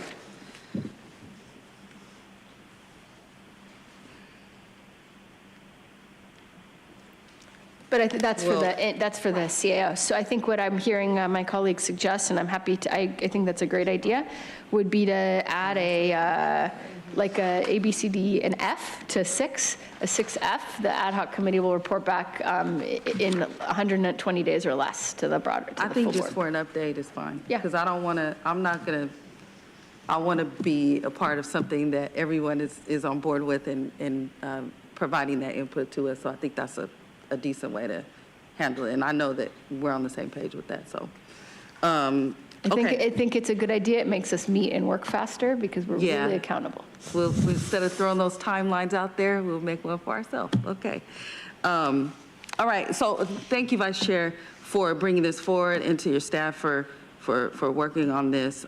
Also want to thank our chairwoman for your heart for this subject and all things healthcare, and making sure that everyone does have access to not just health care, but good health care and quality care for people. And I think that's what this is all about. And we can see, you know, as we have this reimbursement discussion, which is a very complex discussion, the hope is that it would result in a wider range of healthcare professionals that are willing to take on patients that we know need the care so much, that it would improve staff recruitment, retention, better wages, benefits, improve the patient-staff ratios, reduce complication rates.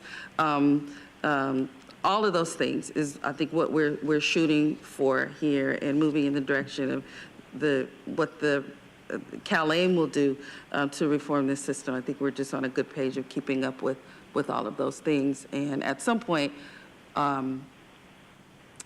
there are so many discussions around this issue. At some point, maybe we can get them all in one meeting and have a robust discussion about our plans and how we are moving forward to achieve these goals that we're setting forth here. So I am in support. I will second the motion since it's been changed a little bit, but I will go ahead and second, and I'm looking forward to working with my colleagues and receiving input as we go along. Thank you. Seeing no further discussion, we have a motion and a second. Please vote.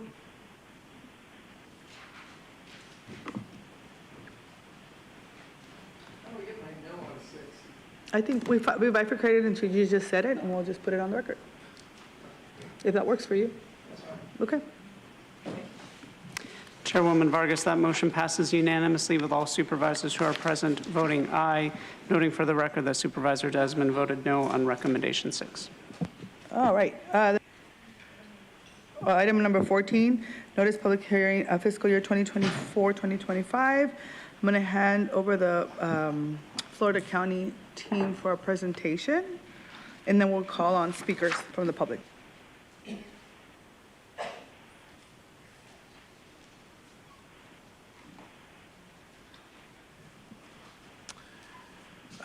Good afternoon, Chairwoman Vargas and members of the board.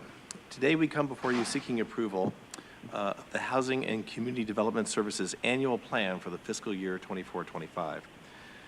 Housing and Community Services Housing and Community Development Services, or HCDS, administers a variety of programs that increase affordable housing opportunities, provide critical services to vulnerable populations, and improve underserved communities. Our focus today is on programs supported by entitlement funding through the Federal Department of Housing and Urban Development, or HUD. This plan leverages more than $14 million in HUD entitlement funding to provide affordable housing development, first-time homebuyer programs, infrastructure investments, and public services for vulnerable populations. Last year, this funding served more than 135,000 county residents. The recommended projects in the annual plan today are based on needs identified through extensive community engagement, board priorities, program requirements, and goals outlined in our 5-year consolidated plan. To discuss more about the plan, I'm joined this afternoon by David Estrella, Director, and Kelly Salmons, Deputy Director of HCDS. David? Thank you, Eric. Good afternoon, Chairwoman Vargas and members of the board. HCDS has 2 roles. First, as a county department that administers federal, state, and local funding, and second, as the housing authority, with the primary role of administering the public housing and housing choice voucher, or Section 8, programs. In each role, we are required to submit plans to the U.S. Department of Housing and Urban Development, or HUD. Today, we are presenting HCDS's annual plan, which is a plan for the HUD entitlement programs. Tomorrow, we will be coming back to the board as the housing authority to present the annual agency plan for public housing and Section 8. HCDS administers 4 HUD federal entitlement programs: the Community Development Block Grant, or CDBG program, which supports communities by addressing local housing and community development needs; the Home Investment Partnerships program, which funds the development of affordable housing and rental assistance; the Emergency Solutions Grant, or ESG program, which provides direct services to persons experiencing homelessness or at risk of homelessness; and the Housing Opportunities for Persons with HIV/AIDS, or HOPWA program, which provides housing and services to persons living with HIV/AIDS and their families. To guide the use of HUD entitlement funds, HCDS develops a strategic plan every 5 years called the Consolidated Plan. The current Consolidated Plan covers the period from July 1, 2020 through June 30, 2025. The current Consolidated Plan strategic goals are to increase affordable housing opportunities, enhance community infrastructure, prevent and end homelessness, and provide housing and support for individuals with HIV/AIDS. For each year of the Consolidated Plan, we follow an annual cycle that includes 3 critical steps. First, the annual plan strategy determines how the county will prioritize projects for funding in the upcoming year. The FY 24-25 annual plan strategy was adopted by the board on October 24, 2023. Second, the purpose of today's hearing is the annual plan. The annual plan provides the list of recommended projects for funding for the next fiscal year. The third and final step in the program cycle is the Consolidated Annual Performance and Evaluation Report, or CAPER, which details the outcomes and accomplishments from the previous year. I will now pass it to Kelly to talk more about this year's plan. Thank you, David. Stakeholder and resident input are essential components throughout our annual plan process. The recommended projects presented in the annual plan align with the Consolidated Plan goals and the annual plan strategy, both of which were developed utilizing robust community feedback. The draft FY 24-25 annual plan has been available for public comment since February 9th and was shared through HCDS's listserv, announced in 7 local newspapers, posted on HCDS's website, and shared through the Engage San Diego County website. Today's hearing serves as the conclusion of the public comment period. As David mentioned, HCDS administers 4 entitlement programs, including the CDBG program. We receive approximately $4 million in CDBG each year and focus on the urban county. The urban county includes the unincorporated county and 6 participating cities of Coronado, Del Mar, Imperial Beach, Lemon Grove, Poway, and Solana Beach. Other jurisdictions receive direct CDBG funding from HUD. Participating cities are smaller jurisdictions that do not administer CDBG themselves. These cities identify projects approved by their city councils, which are then administered by the county on their behalf. CDBG applications open annually in the fall to nonprofits and units of government. During this period, HCD offers in-person application workshops to provide technical assistance and support to interested applicants. The largest CDBG investments recommended in this year's annual plan include $975,000 for a home repair program that aids low-income homeowners, particularly seniors, to make safety repairs and ADA improvements and encourage aging in place, and $800,000 to support land acquisition for an affordable housing development in Imperial Beach. Other recommendations include housing services and support, including a North County shelter program and fair housing services, community infrastructure investments such as new sidewalks in Spring Valley and a backup generator at the Ramona Senior Center. And finally, public service programs, including meal delivery services for seniors and the court-appointed special advocates, or CASA program, for foster youth. The HOME program provides funding to support affordable housing opportunities for lower-income households in the HOME consortium area. The HOME consortium includes the urban county, as well as the cities of Encinitas, Carlsbad, La Mesa, San Marcos, Santee, and Vista. Other jurisdictions not noted here receive direct HOME funding from HUD. HOME funding is anticipated at $3.5 million and recommended for affordable housing development and tenant-based rental assistance. The first-time homebuyer program will also be supported with prior year HOME funding. Last year, the county's HOME program provided rental subsidies to more than 250 households and supported the development of a 100-unit affordable housing development in San Marcos.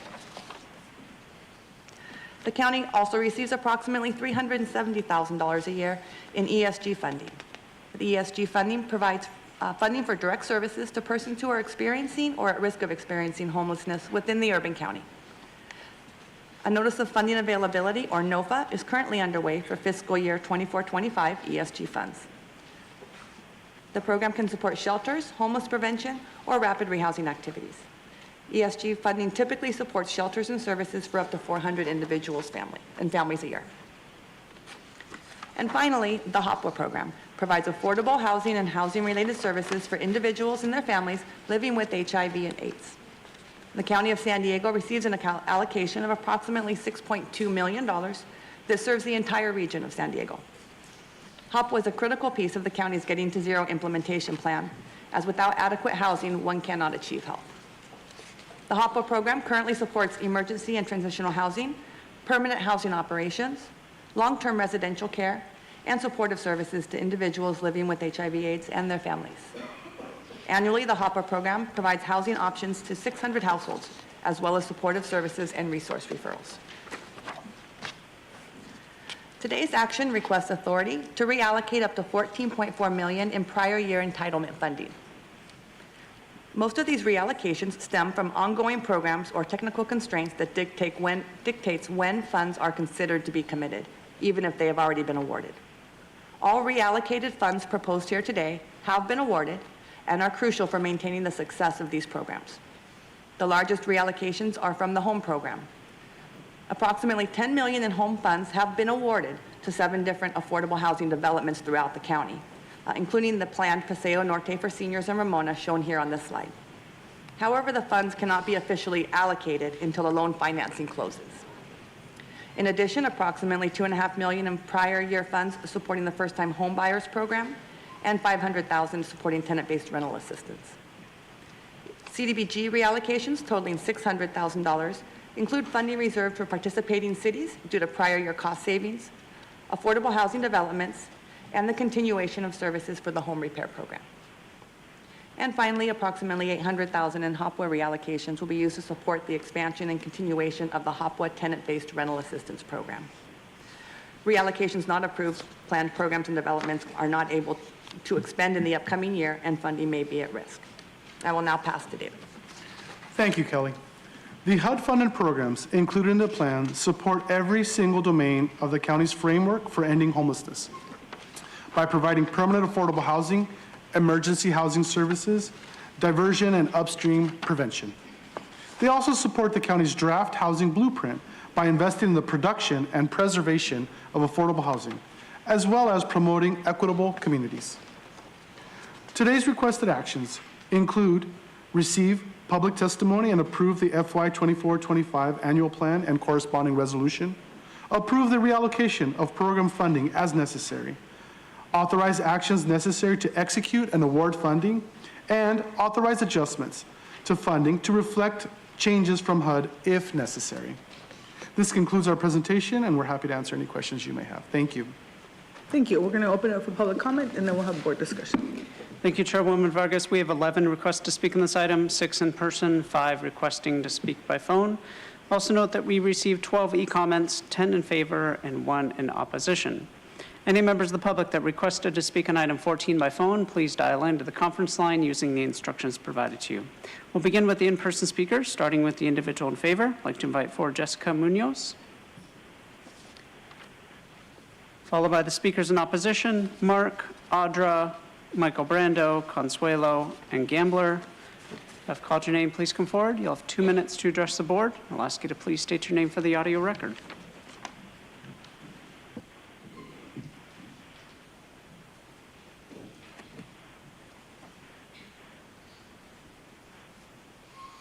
Mark, what an absolute failure, like you failed every single year for more than a decade, and you will again. Well, you're not addressing inflation again, and as I've told you probably more than 30 times, you could 3D print 10 by 10 foot structures. They'd be mobile. They could hook into each other vertically or horizontally. It would be easy to build 12,000 of them. Right now, it says you've been allocated over $30 million. That would be twice as much as necessary to solve your entire homeless problem, completely and totally. In fact, you'd have lots of money left over and more than enough to run a sewage line and an electrical line to these places where you could mobily move the structures. You could use your existing community service people. There are people that help the homeless on the street. They could be helping them reintegrate into society, get jobs. You could give them trolley passes and help them set up bank accounts. They'd have a place to live. This could be done very quickly and very easily if you weren't worried about making profit for your corporation and continuing the problem to continue making money, which, by the way, where's this going to go? Well, you're using our tax dollars to buy our property to rent back to us, or for programs that ultimately you're just using our money to buy more of our property away from us while you don't solve inflation. So the problem is going to be exponentially worse. More people are going to become homeless. You're going to acquire more of our land. You're going to fail more as the problem gets worse. And you could build 50 times as many homes with the Appy's Core 3D printing if you weren't worried about making money and not subsidize it with our taxes. Thank you. Next speaker, please.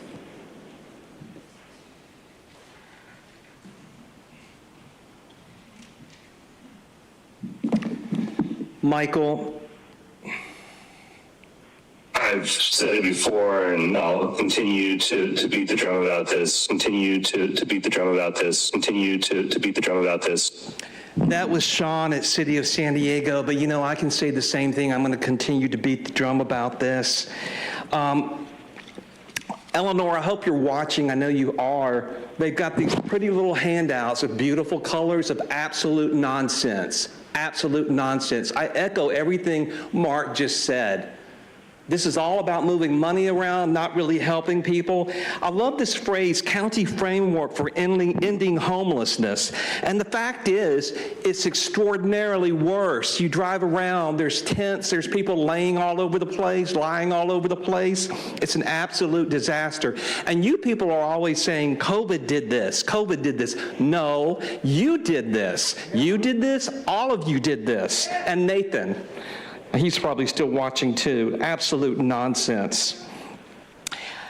It also says that this is about a vision of having a just, sustainable, and resilient future for all. No, that's a lie. That's about creating weaknesses in people, creating dependency. So many people were traumatized over the last 4 years that a lot of people have kind of given up hope, which is really sad because there really is hope. Not here, but there is hope. So again, more nonsense. Oh, the sustainability comment, the impact statement. It mentions community level health. There is no such thing as public health or community level health. There's individual health. There's your health, there's my health, there's your health. See, this is all about collectivism. We are a country of individualism and freedom. We do not consent.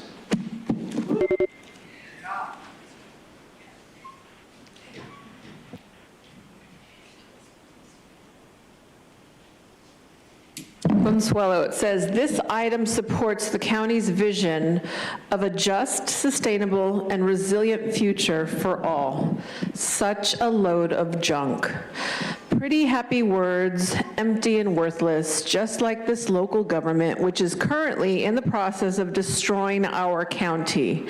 Money here, money there, money goes everywhere, but to the people in need, and in need right now. This will never be solved. It's too lucrative. These nonprofits are not in the business of solving anything because they're profiting off of the problem.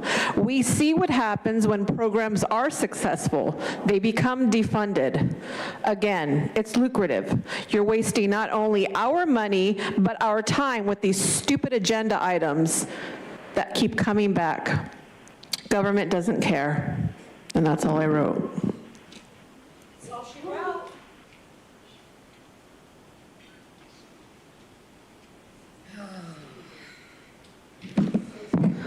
A person uses the name Audra. Thank you for the propaganda update, but I'm going to warm hand that off to Jim. He's not here. Sarah, I'll give that to you. Because it's so funny. It is lucrative, right? I mean, if there weren't problems, we couldn't pretend to fix them. That's why it'll never go away. Like, it will always get worse because the more money, like Nora, you were just saying, like, we want to receive as much money and funding as possible earlier today. And it's like, you didn't want to say, we want to build more homes. You're like, because you love budgets, right? You guys are like, we love money. It makes the world go round. It gets all this craziness going on. It gets these people up here doing whatever they got to do to be puppeted around, right? How much money are you getting to do that? No, not that much. More than the people suffering, right? And you sit here and you're like, we're going to get all this money to help homelessness. And then it's like every time we do a count, it gets worse. It doesn't matter how much money you get. That's what's so funny. It's like, imagine anybody else that's got a business like that, and you're like, you're completely failing at what you're doing. The business would shut down, and yet you guys are still here, day by day, right? Pretending and just like, we're gonna get money, we're gonna help these people, we're gonna give this to nonprofits. You know what they're gonna do? Pay the CEOs and totally not do what they're supposed to do. But we'll give them more money because they said they're gonna help, right? I mean, it's crazy. Like, we had a nonprofit, we'd be so rich right now. Actually, we wouldn't, because we don't do nefarious things. But, you know, that's just the way the world works. So when things are lucrative and you want to do land grabs, it's not really about helping the people. Otherwise, they wouldn't have to wait on a list for decades. We're going to help you at some point. It's going to be good. Just wait. Wait's what broke the bread. Next speaker, please.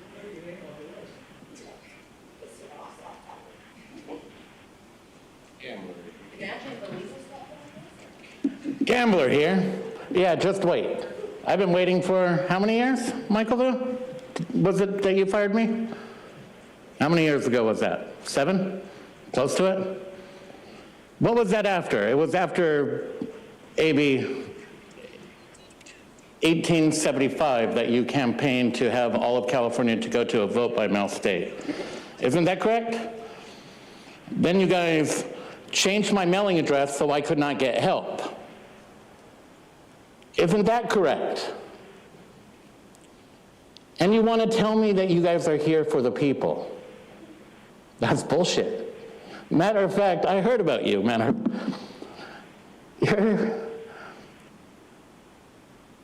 don't have any skill, or very little, and you push people around thinking that it makes you look stronger. It doesn't. Your old staff is so happy, the fact that you no longer are there. And makes me feel good, because you are going to have to make a choice regarding me. That's the funny thing. I didn't want to hurt Helen. I liked her. I have no issue making you deal with their problem. Zero issue with that. I have zero issue with all of that. By the way, a wavy line that happens for signatures could be copied by a lot of people. And if I bet you, if I were to take a look at where these wavy lines are coming from, they're coming from these homeless encampments that you guys are funding. So you could filter out the votes, so you could stay in office, so you could keep Governor Newsom in office. How many signatures are just a wavy line? And how many of those signatures come from one location? Mirroring what exactly took place in Jersey. Thank you. We'll now hear from the individual that requested to speak by phone. We'll start with our first caller.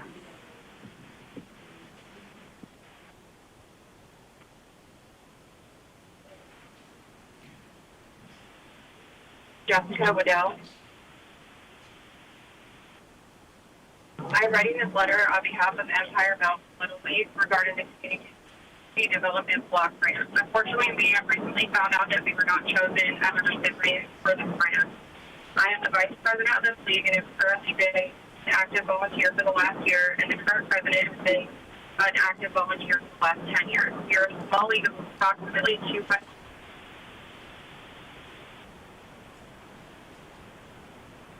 And are one of only 2 organizations that are backcountry.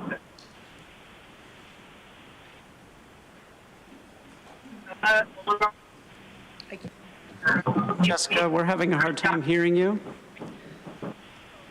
If you'd like to. Oh, is that better? A little bit better, but we're having a hard time hearing you. It appears as if you're far away from your phone. Oh, okay. Is that better? That's much better, thank you. Okay, sorry about that. Our community covers a shocking 660 square miles. Our families travel over 20 and sometimes 30 miles to our Little League fields for games and practices. To drive from Tecate to Jacumba and then to Descanso, you would drive over 100 miles. This is a staggering distance, but one we contend with daily. The only baseball fields available to host our 19 T-ball through major teams are the Campo Little League fields. It is made up of fields, a T-ball, minors B, minors A, and a major field. These fields are in need of constant work and are only here by the sheer will of community volunteers. We need to fertilize them, mow them, and rake them. We fight limited water to try and keep them green, to have them push water off them when it rains because of the uneven infield. Our current fields are not big enough for our growing league, so we must double up on field usage as we are actually a field short to service our minor C teams. Therefore, we must rotate the T-ball and minor C fields. These fields are owned by San Ysidro Health. However, they're inherited from the previous organization but do not maintain them in any way. They are a health facility, not a field management organization. This means Mountain Empire Little League maintains these fields. I'm sorry. Thank you. Now hear from the next caller.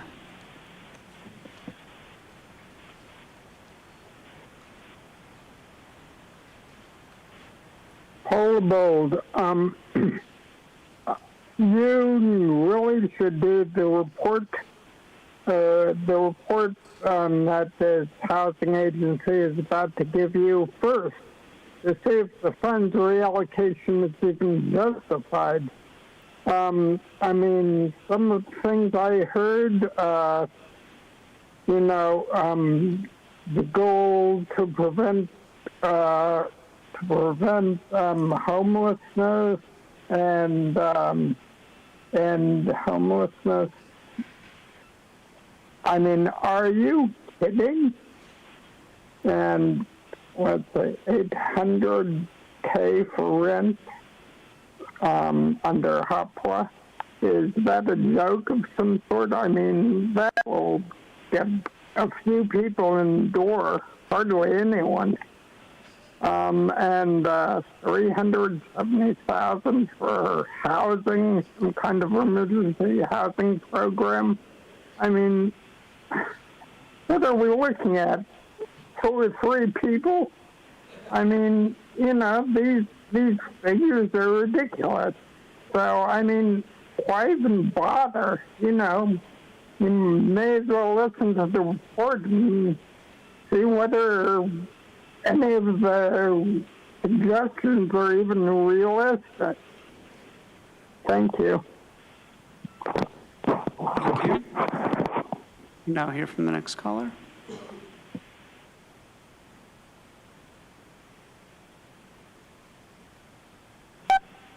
Hey, Truth, to reiterate the point, Michael said there's no hope in the meaningless rainbow-colored paper. The hope in the chambers is like spotting a real-life unicorn then. And Paul just said, let's give up on this no-plan plan. I agree. $30 million in federal debt dollars in the form of CDBG cash, home investment partnership pennies, Hopwell, Washington's, and ESG greenbacks to play the communist-style 5-year plan, pay-to-play game with a federally approved annual plan, with a federally approved strategy for the plan without a strategy, and a consolidated evaluation report that gives the federal government the numbers they want to see. When this item says, quote, the draft annual plan will be updated to reflect any appropriate revisions from public testimony, end quote, I know that's a lie. And so when it says, today's action memorializes the steps taken to engage the public, I think that means the death of faux attempts at engagement with the public about what will be done with our money, ending in the memorial of hearing opposition to wasteful spending of that money.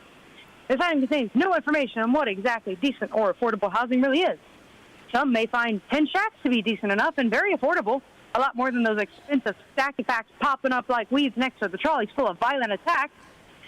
I'm curious about recommendation 8. How many projects were canceled or incomplete? Has there been an audit? How much money was left over from those unfinished or canceled projects? Also, what is a citizenship participation plan? Is that actually in effect? The equity statement mentions forums being held over the last 4 years, but I never even heard of one forum. And did they actually happen in person from 2020 to 2022? I'd like to see a restart since there's no way real or relevant feedback was received during the lockdown area. And it's kind of interesting that the AIDS-related housing program is still going when AIDS has been on a continual decline. And there's been so many advancements in treatments and prevention. And regarding addressing people with AIDS and other health issues, next time, Kara, put your money where your mouth is and don't lock down the county and tell the hospitals not to see patients. If you really care about health care, start putting care in health. Try it. Maybe you're a veteran. Thank you. And Chairwoman Vargas, that concludes public comment on this item.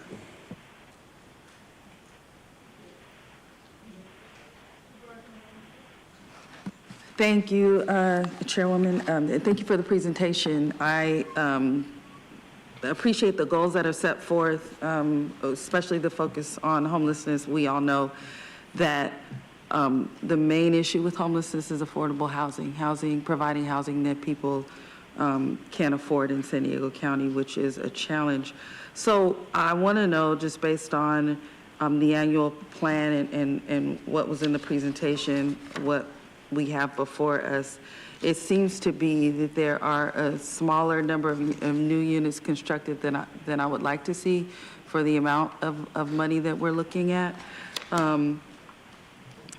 With the $14.3 million in the HUD money allocated for this year, can you tell me why we're showing just the 20 new housing units? Is that accurate?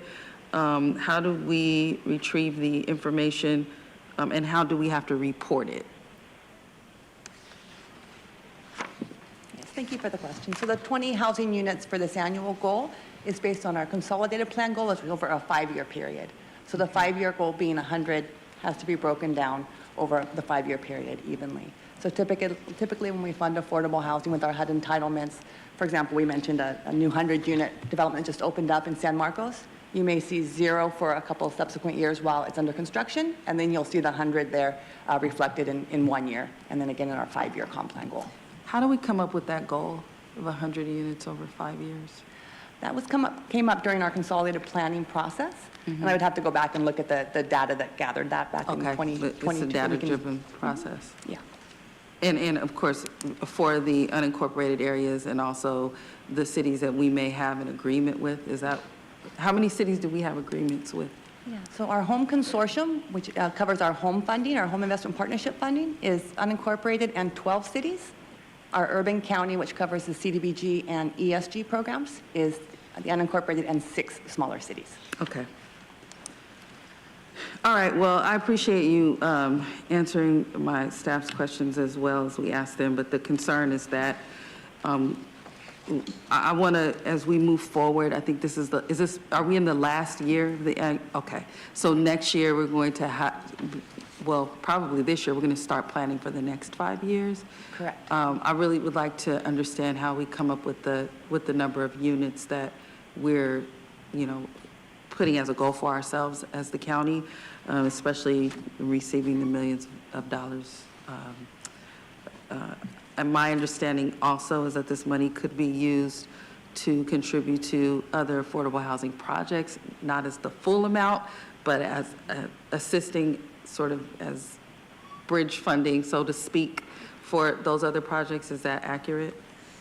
Correct. We typically leverage our HUD entitlement funding with other funding sources. Our home program, we receive a little over $3 million a year, which goes a lot longer, a lot farther when we're matching that with other funding sources like No Place Like Home or Innovative Housing Trust Fund. So yes, we do match those to really stretch those dollars.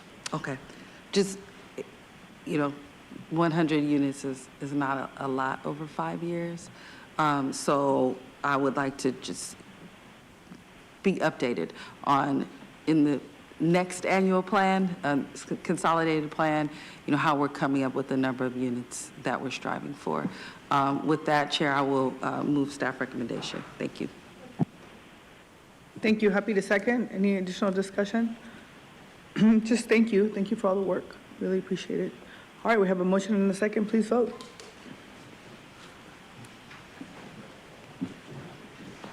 Chairwoman Vargas, that motion passes unanimously with all supervisors who are present voting aye. All right. Next item on the agenda is item number 15.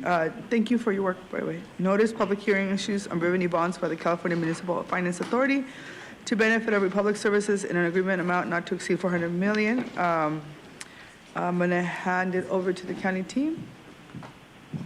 Thank you, Chairwoman Vargas. We're happy to provide a staff presentation if you'd like. Sure. No, we don't need one.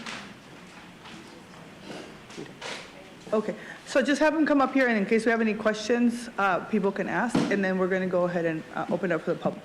Thank you. Excuse me. Thank you, Chairwoman Vargas. We have 8 requests to speak on this item, 5 in person, 3 requesting to speak by phone. Also note we received 1 e-comment in favor. Any members of the public that requested to speak on item 15 by phone, please dial into the conference line using the instructions. We'll begin with the in-person speakers. All speakers are in opposition. As your name is called, please come forward. I'd like to invite Mark, Audra, Michael Brando, Consuelo, and Gambler.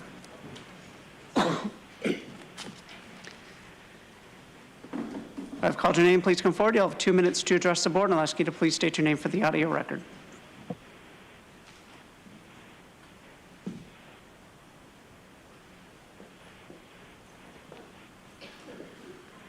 Mark, thank you. This is a perfect example of how you guys screw everything all the time.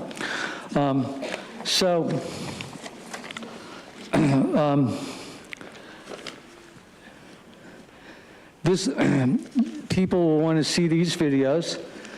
This company owns the world. This is about BlackRock and other companies too.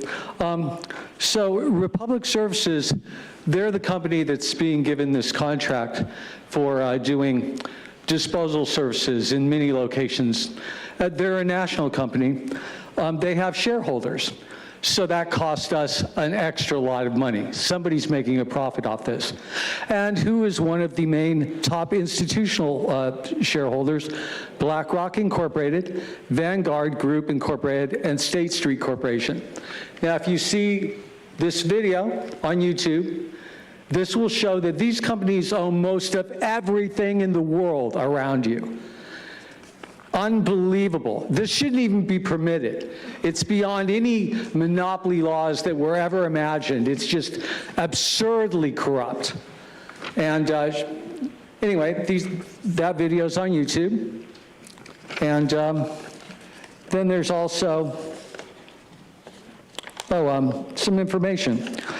Now, as President and Chief Executive Officer at Republic Services, Inc., John Vander Ark made $9,835,000 something in total compensation. Of this total, $1,075,000 was received as salary, $2,849,000 was received as bonus, 0 was received in stock options, $5,660,000 something was awarded as stock, and $250,787 came from other types of compensation. These people are making a fortune. Thank you. Your time is up. Next speaker, please. If you were black, then let me keep speaking. Michael, I'm not a Republican, I am not a Democrat, but I do want to thank Jim for adding some robustness to some of the conversations today and at some other meetings as well, past meetings. About this item, the bonds, that was really interesting reading about how Republic needs funding and, the mechanism that's used here with your hands in it to approve bonds. But dovetailing on what Mark was just saying about the owners of these companies, how will people know that the cost of these bonds, because they'll have to be paid off with interest, how will people know that those costs won't be passed on to the people that are using those services? Again, it sounds like a big money game going on, although obviously financing is necessary. But sincerely, how will people know that the cost of these bonds will not eventually be passed on to the ratepayers in increases? That's a relevant question. Thank you. Thank you. Next speaker, please.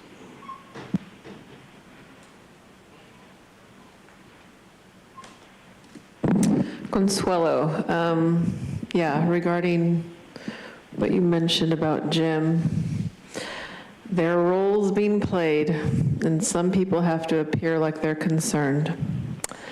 And it was said by the late, great George Carlin, it's a big club and we ain't in it. And that is so true. And nobody here is in it. Well, maybe. But we are all going to be affected, and nobody, at least in this room, comes out on top.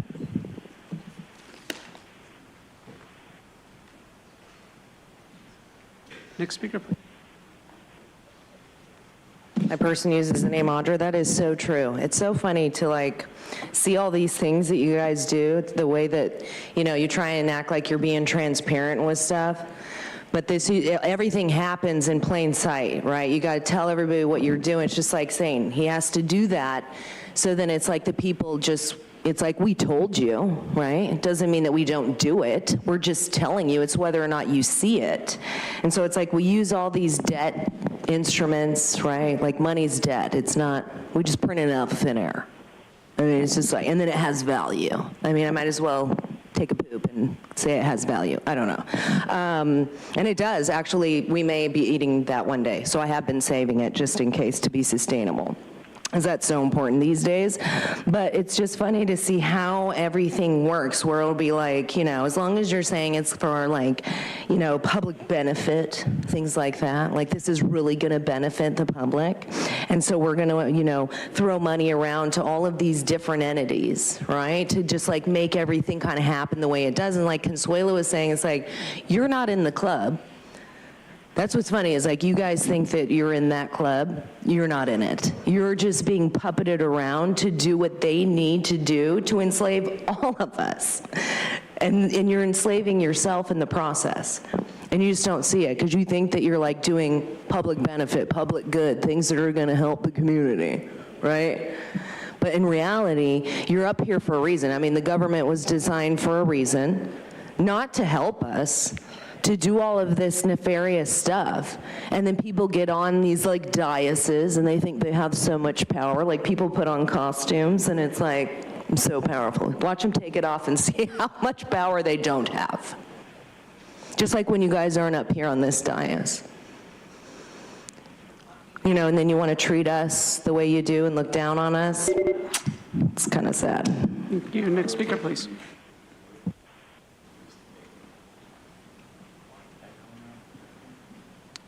Gambler? Yes. Hey, how you guys doing? I have no idea what we're talking about, but I wanted to mention something about the last one. See, I went to go visit one of my friends that I grew up with, probably one of the greatest con men I've ever met in my entire life. He served 5 years, got out of prison, and ended up working for the most major companies in the entire world. Well, at the end of the year, after I met with you, I went out and visited with him. And he told me something very interesting. I mean, he's dating the dude he's husband with the dude that creates the ads on Google. But besides the point. He told me about AIDS. How he was so damn happy that there's a blue pill that the gay community knows about. This pill prevents you from getting AIDS. They are so damn happy that they're keeping that information out from the straight public. See, payback's a bitch. That's what he told me. See, when Fauci decided to tell everyone to be scared to death of gay people because they had AIDS, stay away from them. Don't drink from the same water fountain. Can you please explain to me how this is on item number 15? Item number 15. Yeah, you're correct, so I don't give a shit. Public hearing, So, issuance of reference bonds for the California Municipal Finance Authority. what, you want to interrupt my last 30 seconds because I'm exposing your fraud? I feel I have no issues with it. If you want to go ahead. So this is item number 15, sir? Hold this meeting out for 5 minutes. Item number If you want to 15. take away my 15 seconds, when you go ahead and have conversations and leave. When we come here to go talk to you and you don't even fucking listen to us. Item 15, you want to sir. Go ahead and interrupt my time. You got 7 seconds. You want to Item interrupt 15. My time. Okay, thank you for getting it back and backing your ass down because you're a bitch.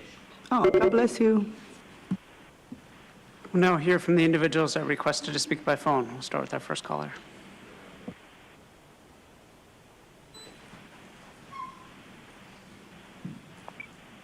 Paula Bowles. I'm glad to hear that the Republic Waste Services is doing something about methane. We hear much too much about decarbonization. Methane is far worse. I think that these bond funds will be used wisely. I'd be a little concerned about paying them back if they have to keep increasing the rate. But, I mean, I guess as long as we're talking about the Republic Waste Services, who basically picks up our trash, why don't they clean up all the trash in the TJ River Basin? Or I'm sure there's trash all over the county they could be hoping to clean up as well. I mean, just an idea as long as we're giving them all these bonds. Anyway, I'll keep it short. Thank you. Thank you. Now hear from the next caller.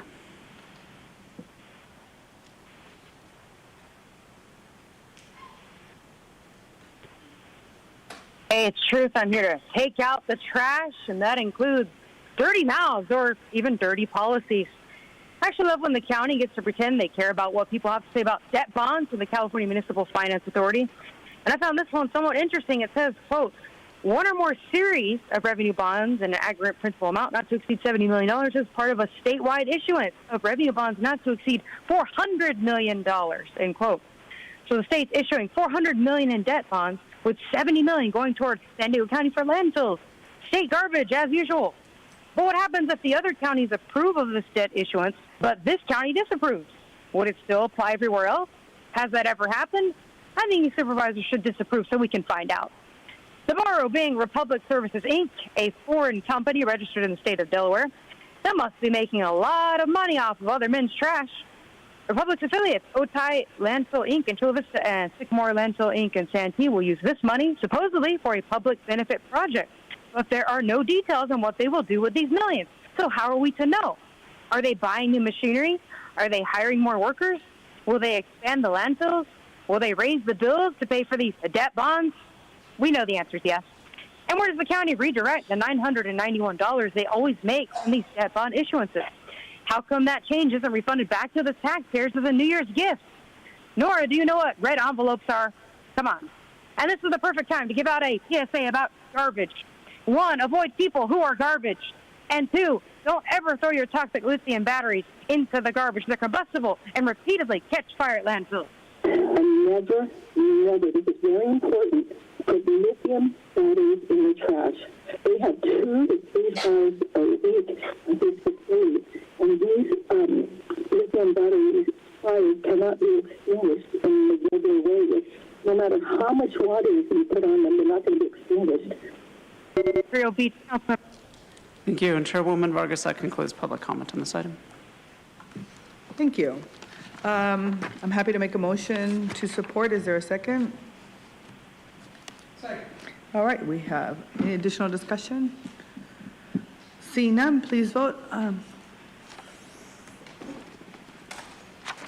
Chairwoman Vargas, that motion passes unanimously with all supervisors who are present voting aye. All right, the next item on the agenda is thank you very much for everything. Item number 16, 17, and FP1, we're going to take all those together. I'm going to hand the floor to the clerk to read the items being heard.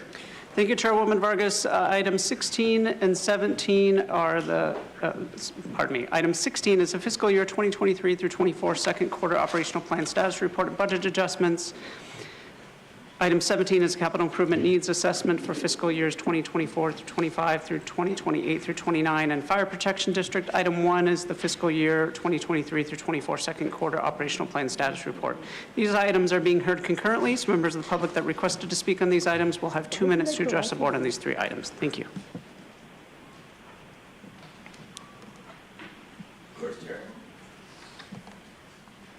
Thank you. Good afternoon, Chairwoman Vargas and members of the board. We're here today to provide an update on economic conditions as well as the county's financial status, including our second quarter budget performance. We'll be using this time this afternoon to talk about how we're preparing for the fiscal year 24-25 operational plan, including the county's capital investments.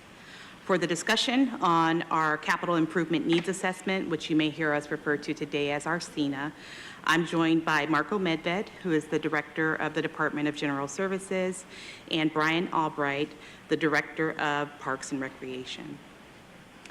Starting with the state budget outlook, staff are closely monitoring the state budget outlook. The fiscal year 24-25 proposed state budget was released by the governor in early January with an estimated budget deficit of $37.9 billion. This is conservative, according to the Legislative Analyst Office, which estimates collections are $73 billion below budgeted levels through fiscal year 24-25. This variance is due to differing assumptions about future revenues and expenditures. And so we are anxiously awaiting the governor's May revise to gain a full understanding of the potential impacts to the county. We also look closely at key indicators of the regional economy.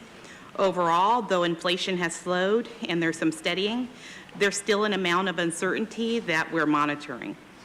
As we know, inflation is a mixture of many different measurements, so the slowing we're seeing is largely because of the decrease in the price of natural gas, but other cost drivers that our community experience could still be increasing, as is the case with shelters and homes. This is aligned with the observations of the Federal Open Market Committee as well. After steadily increasing the federal funds rate since early 2022, the Federal Reserve is now holding steady at an average of 5.3%. Although they've seen inflation ease, it remains elevated, and the Federal Open Market Committee does not plan to reduce the range until it's gained a greater confidence that inflation is decreasing. The federal funds rate, just as a reminder, is the interest rate at which banks can borrow excess cash from each other, which impacts mortgage rates. The housing market anticipates future changes to the federal funds rate, which has caused mortgage rates to decline in the past few months. That's good news. Locally, we are also keeping an eye on the real estate market and the assessed valuation, which in turn impacts the county's general purpose revenue, or what we sometimes refer to as GPR, which is the county's discretionary revenue. As you can see with the green line representing annual growth in assessed value, we are projecting a notable slowdown in the growth for fiscal year 24-25. While general purpose revenue is still expected to grow, the milder growth rate is reflective of the observed declines in the real estate market activity, which is offset in part by the continued rise in home prices. The economic environment not only impacts the county's revenues, but our expenditures as well. The market performance of the retirement fund is a primary factor in the county's retirement cost. This chart shows market value investment returns since 2014. The retirement board has adopted an assumed rate of return of 6.5% annually, and any amount in variation from this return will have an impact on planned contributions to the retirement fund. Most recently, in the current fiscal year, market returns through January are positive at 5.3%. While this is good news, there are still a risk that we need to continue to monitor closely for long-term financial planning purposes as we move through the fiscal year, as final performance at June 30 is what will ultimately influence our contributions in the future. I'd like to now turn the discussion to a financial update of the county. In the second quarter, the county is projecting positive results from budget for all funds of $140.8 million, as you can see here in the table on the left. This is 1.3% of the county's total budget. The chart on the right shows the anticipated sources of fund balance, focusing on the general fund. While an overall positive operating balance is expected, the Health and Human Services Agency is anticipating overall negative operating results. I'll note that in all cases, each business group is staying within its legal appropriation authority. I'd also like to note from my first quarter update that the projected negative balance for HHSA has remained largely the same, just decreasing by roughly $2 million. This projected negative balance in the Health and Human Services Agency is due to the projected growing of sales tax receipts for realignment programs, as well as increased cost of the general relief program. The largest anticipated source of fund balance is general purpose revenue. A positive variance of $72 million is projected primarily from sales and use tax growth in the unincorporated area and higher interest earnings due to a rise in market rates. Outside of the general fund, all other funds combined are projecting $54.8 million of fund balances, which is 1.8% of the total amended budget. The most significant factor outside of the general fund is in the Department of Public Works in the road fund, due to scheduled project changes in the capital improvement program detailed work plan for one-time capital projects. During my last update to the board in December, our first quarter economic update, I shared with you at that time a funding gap of $142.7 million for next fiscal year 24-25, which over time was forecasted to grow to over $400 million by fiscal year 28-29. This slide here is that same slide that we reviewed at that time. As you can see, the blue bar, which represents the general fund request, is higher than the yellow bar, which represents general fund resources, including anticipated growth in those locally generated discretionary revenues, as well as program revenues, including state and federal funding sources. Since this time, through the operational planning and development process across the enterprise that's been underway, we have been able to close the fiscal year 24-25 funding gap using a strategic review of expenditures and funding requests. Leveraging the county stabilization strategy, we'll continue to use ongoing revenue on a one-time basis and bridge funding until program revenues recover. Our strategy focused on a review of core mandated services, reducing discretionary investments, revenue strategies, and careful planning on capital spending. As we look to future years, we do anticipate it that there will be a need of $63.5 million in fiscal year 25-26 and $48.9 million in 26-27, which we don't have resources identified for at this time, due to largely the depletion of our sales tax realignment stabilization funds and the wind down of ARPA-related funding sources and various program costs. The chart that we're reviewing today does not reflect the full scope of affordable housing, homeless solutions, sustainability initiatives, or the effects and infrastructure financing districts that may be under consideration. It does include a limited capacity for debt service to support capital projects, but there are a number of things that will influence these numbers as we get to this time and define our actual program needs and requirements going forward. Focusing on the general fund reserve, the general fund reserve as of June 30, 2023, our latest financial statements, was $797.5 million, the minimum, or the amount that we had available, excuse me. But the reserve itself, the requirement, is $863 million, which means that we are below our reserve by $66.3 million. Per the administrative code, as we talked about this morning, the CAO is required to present a plan to the board for the restoration of the targeted levels within 1 to 3 years, depending upon the use and reasons for the use and the severity of the event.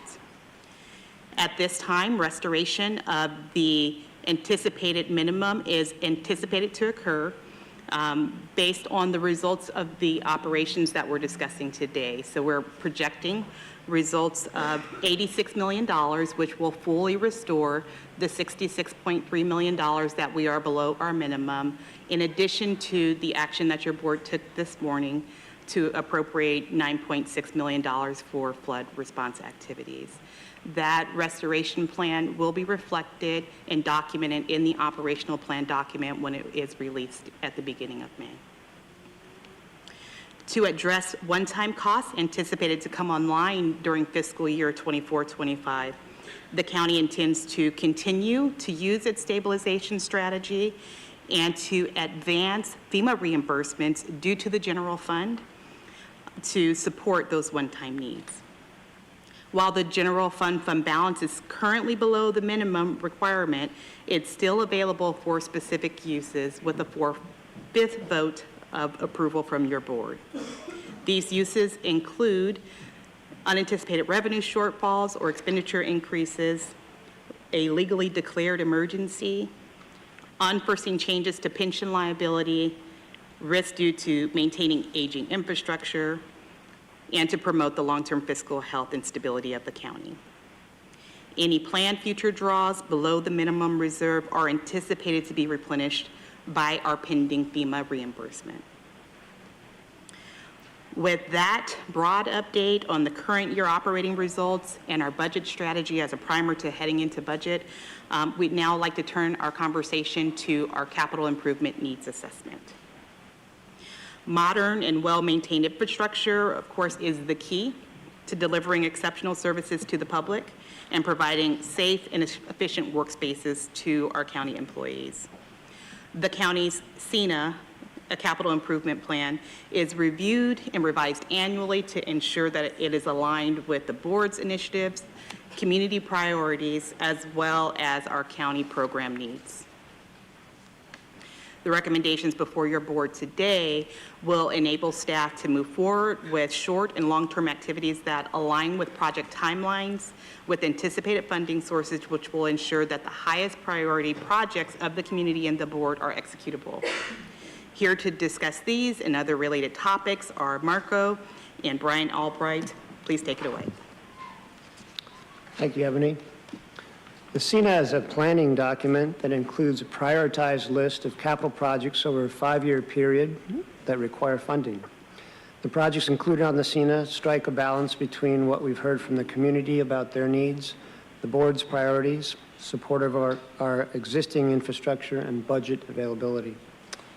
The capital project includes new county buildings, recreational facilities, green infrastructure or land acquisition that supports an existing county service or program run by one of our departments and requires capitalization for financial reporting purposes. Projects included on the CINA are implemented via a two-phase approach that includes a pre-construction phase and a construction phase. Pre-construction efforts include site programming, identification of risks, and development of a budget estimate. Only after projects have completed the pre-construction phase and are deemed ready for execution will they be recommended for construction funding. The CINA is not a budget document and has no fiscal impact. Rather, it presents the community and operational needs for capital investments and the estimated financial resources that will be required to meet those needs. The CINA development process was recently enhanced to increase transparency and provide more opportunities for community engagement. The process enhancements included additional updates to the board offices, an annual community workshop, and the requirement for projects to be assessed in alignment with the county's strategic initiatives. We've revamped the website. It provides detailed information about the CINA, a GIS dashboard with project details and strategic assessment information, recordings of our annual workshop, and widgets that allow stakeholders to ask questions directly to county staff. The CENA we're submitting to you today includes $100 million of new, unfunded, or partially funded capital projects that can be referred to the operational plan for funding consideration in the coming fiscal year. What will be incorporated into the operational plan will be dependent on the identification and availability of funding. The county's anticipated capital funding need across the 5-year planning horizon totals approximately $1.2 billion. The CENA is a living document that continually responds to the developing needs of our residents and the county operation and leadership priorities. Currently, the county's portfolio contains 40 previously funded projects in construction or recently completed with appropriations of over $830 million. We'll now provide a project overview. The CENA recommends 18 projects with a funding requirement of approximately $100 million in year one, or FY 24-25. All projects are assessed for alignment with our county's strategic initiatives. The next few slides will review examples of this alignment. Each slide includes an icon in the bottom right-hand corner corresponding to the supported initiative in the county's strategic framework. The CENA includes projects that advance the strategic initiative of community by increasing access to the county services and promoting the well-being of our communities and environments. The CENA also features projects that promote equity by improving service delivery, providing access to green space, and creating recreational opportunities in the underserved areas.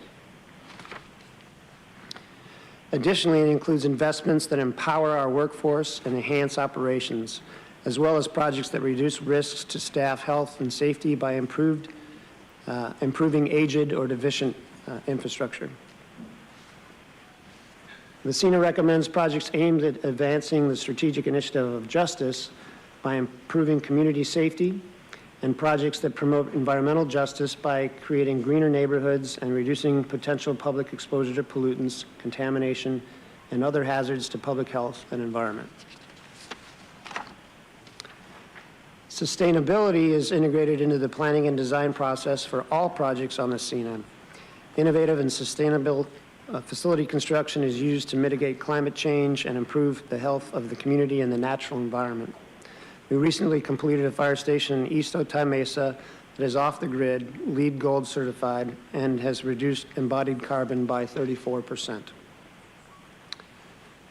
Next, we'll provide information about projects that have been previously approved in CENA, funded, and are now in an active state of pre-construction, construction, or recently completed.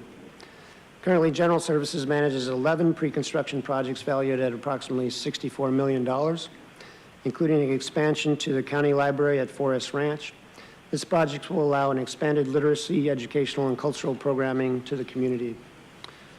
Pre-construction efforts are also in the works for new behavioral health facilities, fire stations, and libraries. Once pre-construction efforts have been completed, you'll see these projects move forward on the CENA with a recommendation for construction funding. There are 11 projects currently under construction with appropriations of close to $500 million. New county animal shelters gearing up to break ground. This state-of-the-art facilities will provide central geographic coverage for the unincorporated area, will be more efficient, and provide a safer environment for departmental staff, the animals, and the public. Also, a new psychiatric health facility in North County is wrapping up construction this summer. And we recently completed a total of 5 projects valued at $315 million. The portfolio recently completed includes updates to the county's public safety facilities, a live well center, and newly expanded libraries. Now I'll turn over to Brian to discuss implementation of the parks portion of the CENA.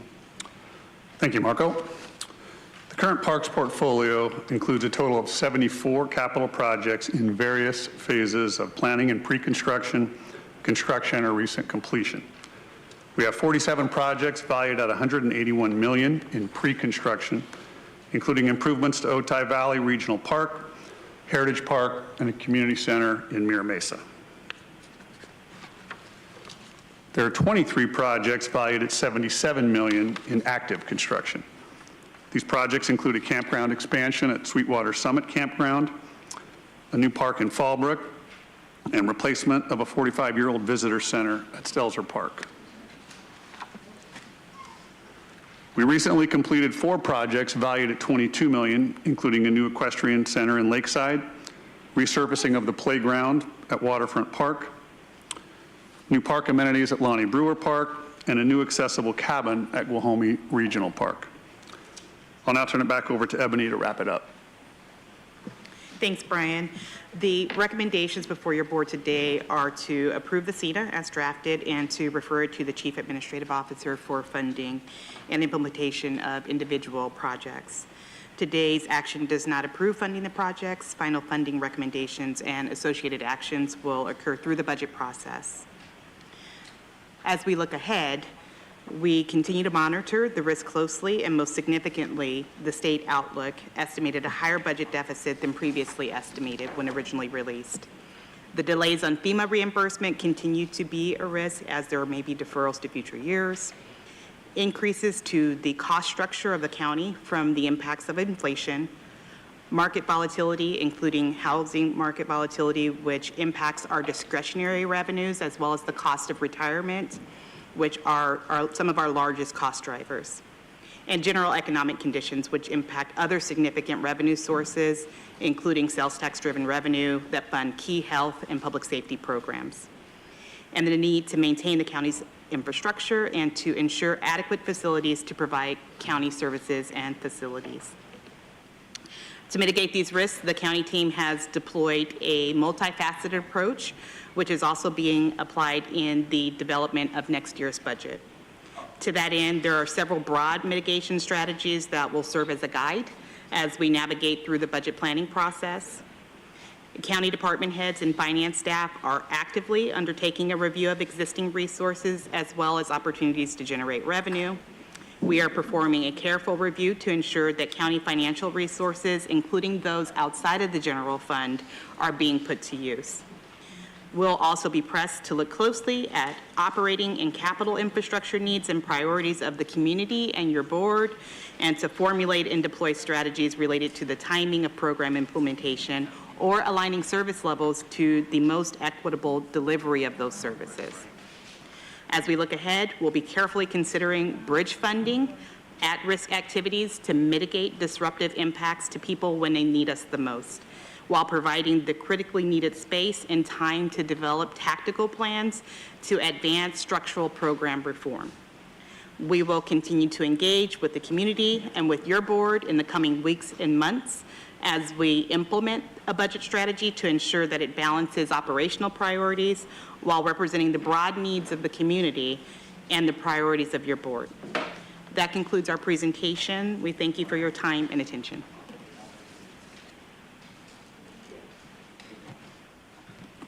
So before I turn it over to public comment, I just want to, sir, can you please make sure that if you either... I was helping them fill out forms to talk to you. Sorry for assisting the people. Yeah, they can go ahead and ask our team.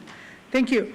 All right, so I just want to make sure that I thank staff for all the presentation and all the work around this. I know that there's been a lot of work that went into closing the $142.7 million fiscal 2025 budget and gap development and CENA. So I want to say I appreciate that.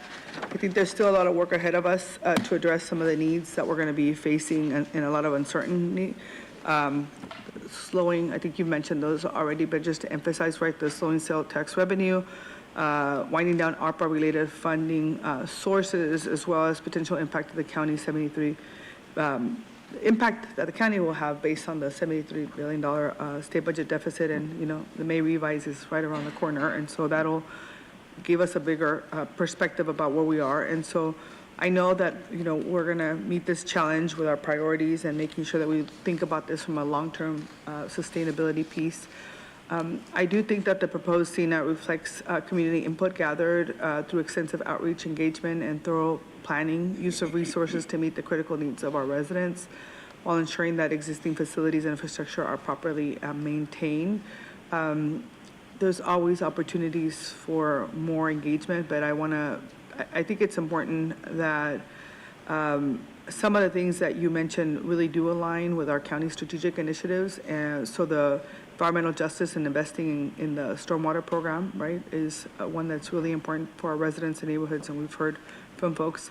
It also advances equity by providing access to green spaces and creating recreational opportunities in some of the underserved areas or underinvested areas, and continuing to progress on the continuum of care for behavioral health. I think that's extremely important as we're getting mandates or, the recommendations from the state. They are mandates, pretty much. And so I think that we see that in this footprint, so I appreciate that. And then finally, aggressively combating climate change by integrating sustainability in all of our actions or facilities, open space and fleets. And I think Marco, I'm really proud of the fire station in Otay Mesa, right? I think everybody should go see that one because it really is an example of the work that we're doing as a county and really moving forward. So I do believe it achieves a balanced approach to meeting today's challenges, and while at the same time really thinking about big picture and long-term stability. So there's a lot of things that we still need to get done, but I think being prudent at this time is extremely important. So I'm happy to make a motion to items 16, 17, and FP01 moving forward. And then I'm going to go ahead and turn it over to the public for public comment, and then my colleagues. Thank you. Thank you, Chairwoman Vargas. We have 10 requests to speak on this item, 7 in person, and 4 requesting to speak by phone. Also note that we received 1 e-comment in opposition. Any members of the public that requested to speak on items 16, 17, and Fire Protection District 1, item 1, please dial into the conference line using the instructions that were provided to you. We'll begin with the in-person speakers. All speakers are in opposition of this item. As your name is called, please come forward and stand against the east wall. I'll call the first 5 individuals. I'd like to invite Mark, Audra, Michael Brando, Consuelo, and Gambler. If I've called your name, please come forward. I have 2 minutes to address the board. I'll ask you to please state your name for the audio record.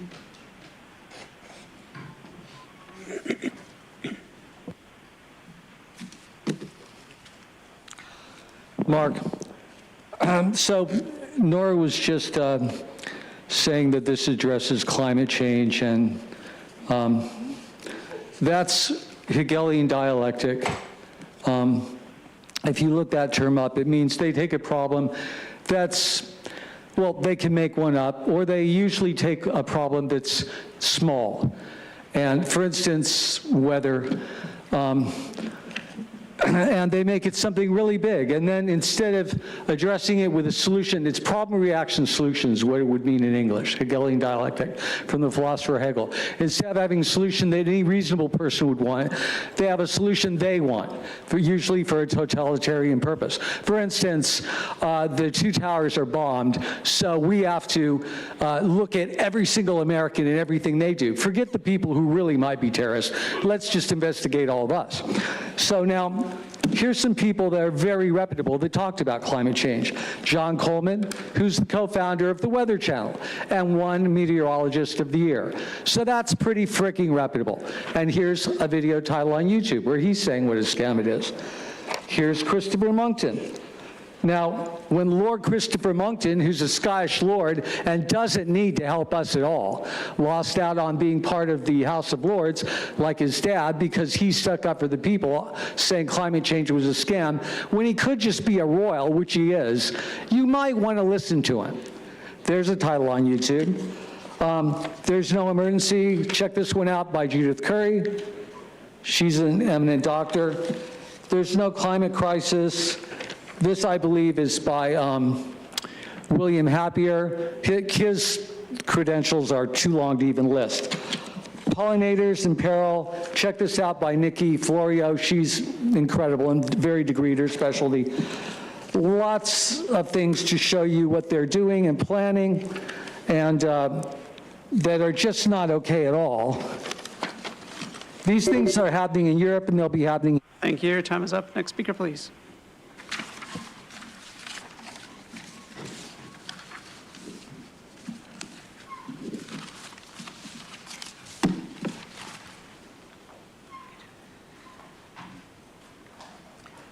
Consuelo.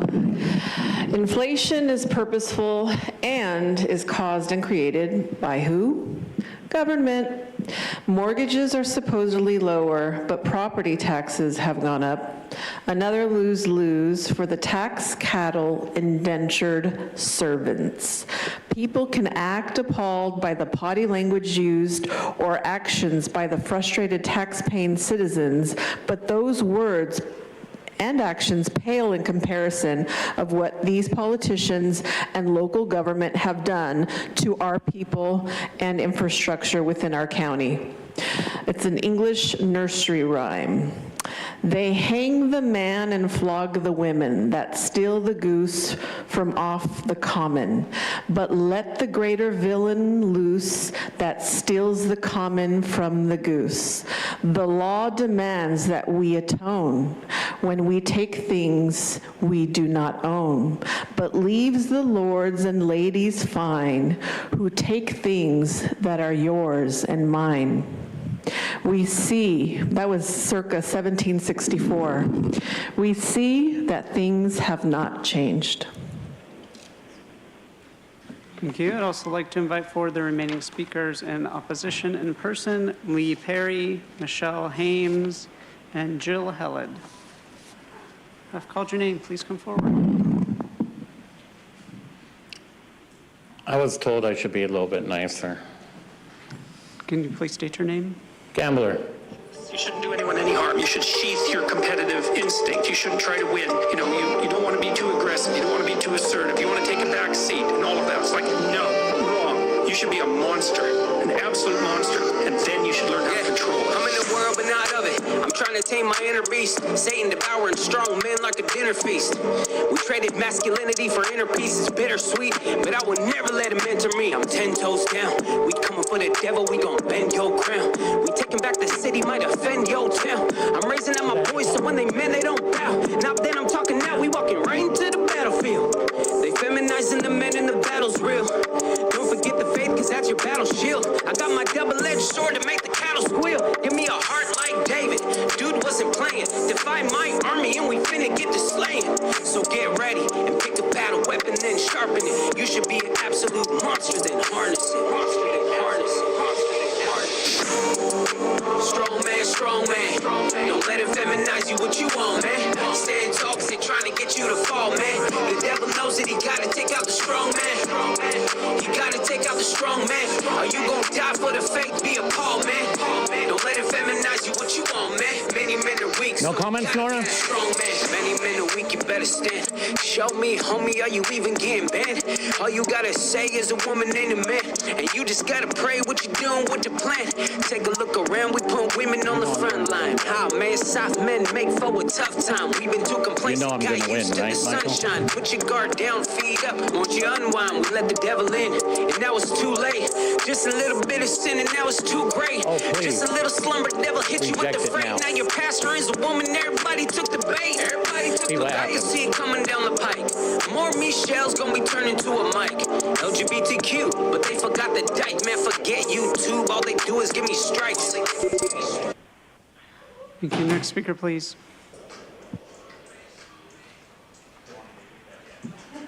Good afternoon.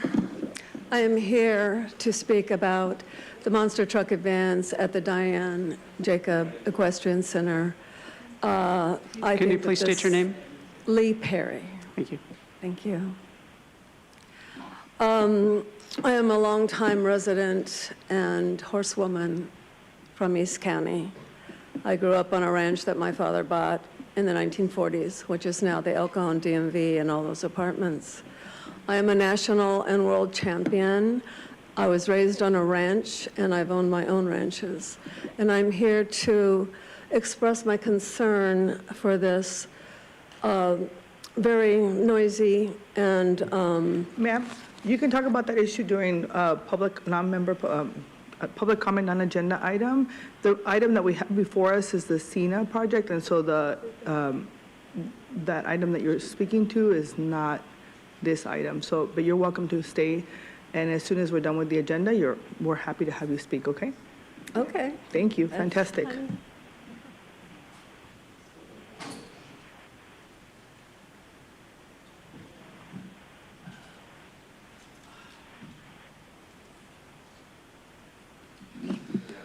A person uses the name Audra. That song was good, huh, Jim? You were bumping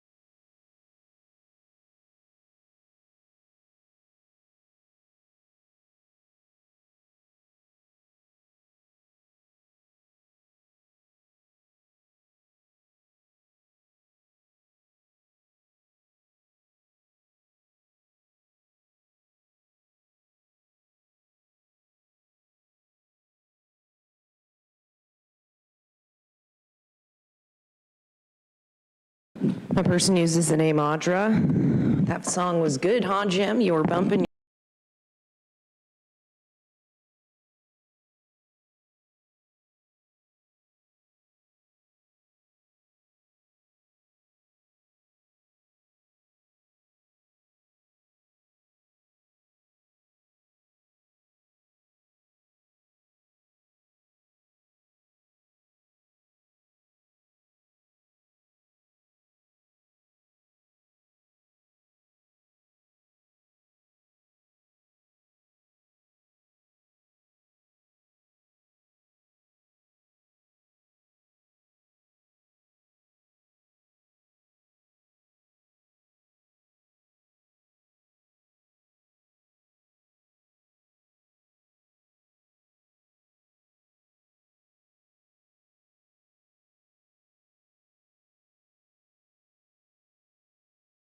A person uses the name Audra. That song was good, huh, Jim? You were bumping.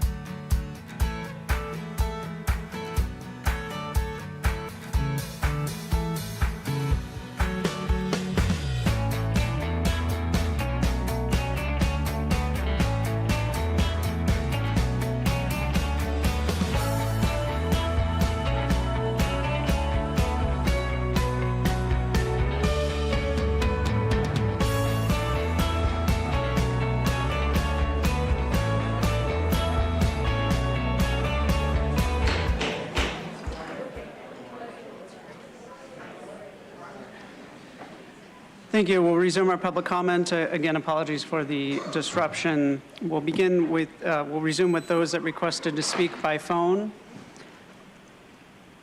We'll begin with our first caller.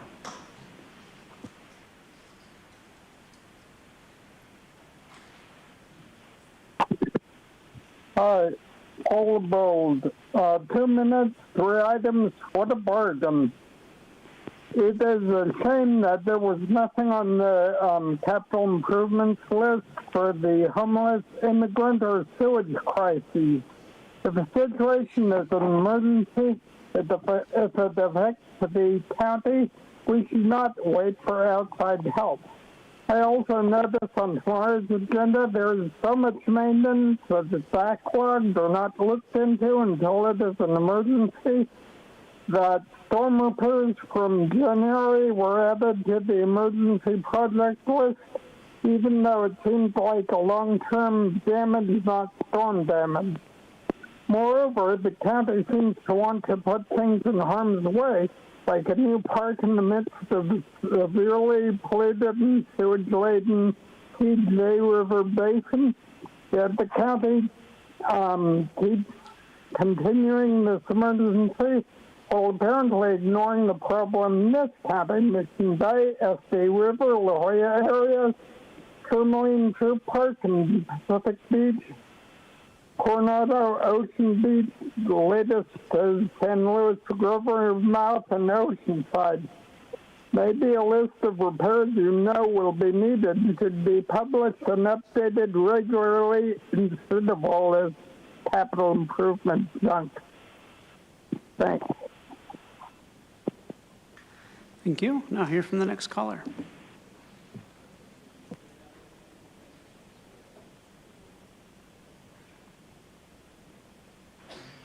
It's truth. I hope people's speeches won't be cut from the record since the feed got cut. Item 16 inflates the budget by another $11.6 million. The equity statement says, quote, departments are expected to work within their respective budgets, end quote. Since they're overspending, HHSA runs on either low or zero expectations. Recommendation 5, $1.4 million for the East County Crisis Stabilization Unit and Recovery Bridge Center, and Rec 6, almost $17 million towards the Edgemore site. Those two recs are money shuffling, as Joel said. It doesn't have to be done with ARPA money. It can be done with any money. The lost revenue strategy. We do it all the time. Rec 16, about $247,000 in taxes for the release of the security deposit provided by the developer. Does that mean people get their money back? Rec 19 is $1.6 million toward the integrated property tax system. I feel like we could skip that one. Rec 20, $162,000 money shuffled because somebody got the numbers wrong for financial report.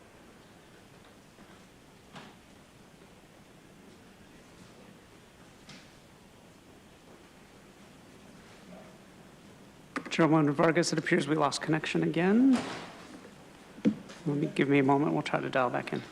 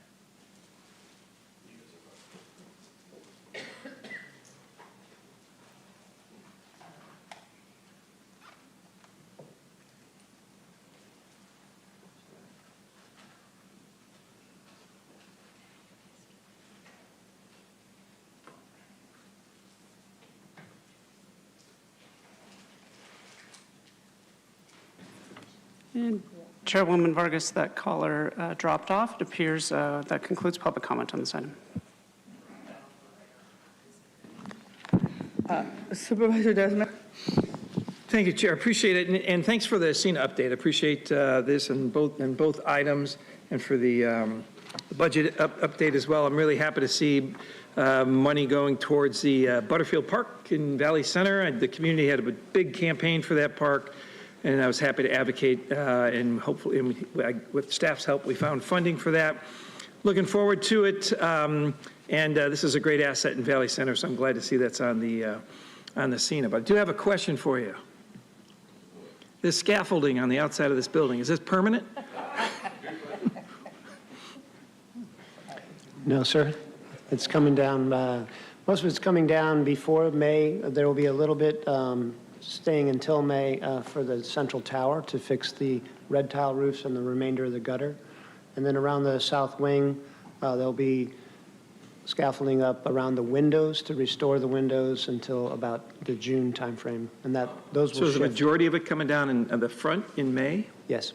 Of 2024? Yes, sir. Okay, all right. Well, thanks. I mean, I know there's a lot of work that's been done. It's just, as I look out, it looks like it's permanent out there. But thank you. Yes. Supervisor Montgomery Stepp. Thank you for the presentation and doing, the due diligence around these adjustments. I want to also just highlight Casa de Oro Library and Calabo Park. I know that members of the community have been advocating for those for a very long time, so thank you for including them in the SENA. In addition to the Community Enhancement Fund for District 4.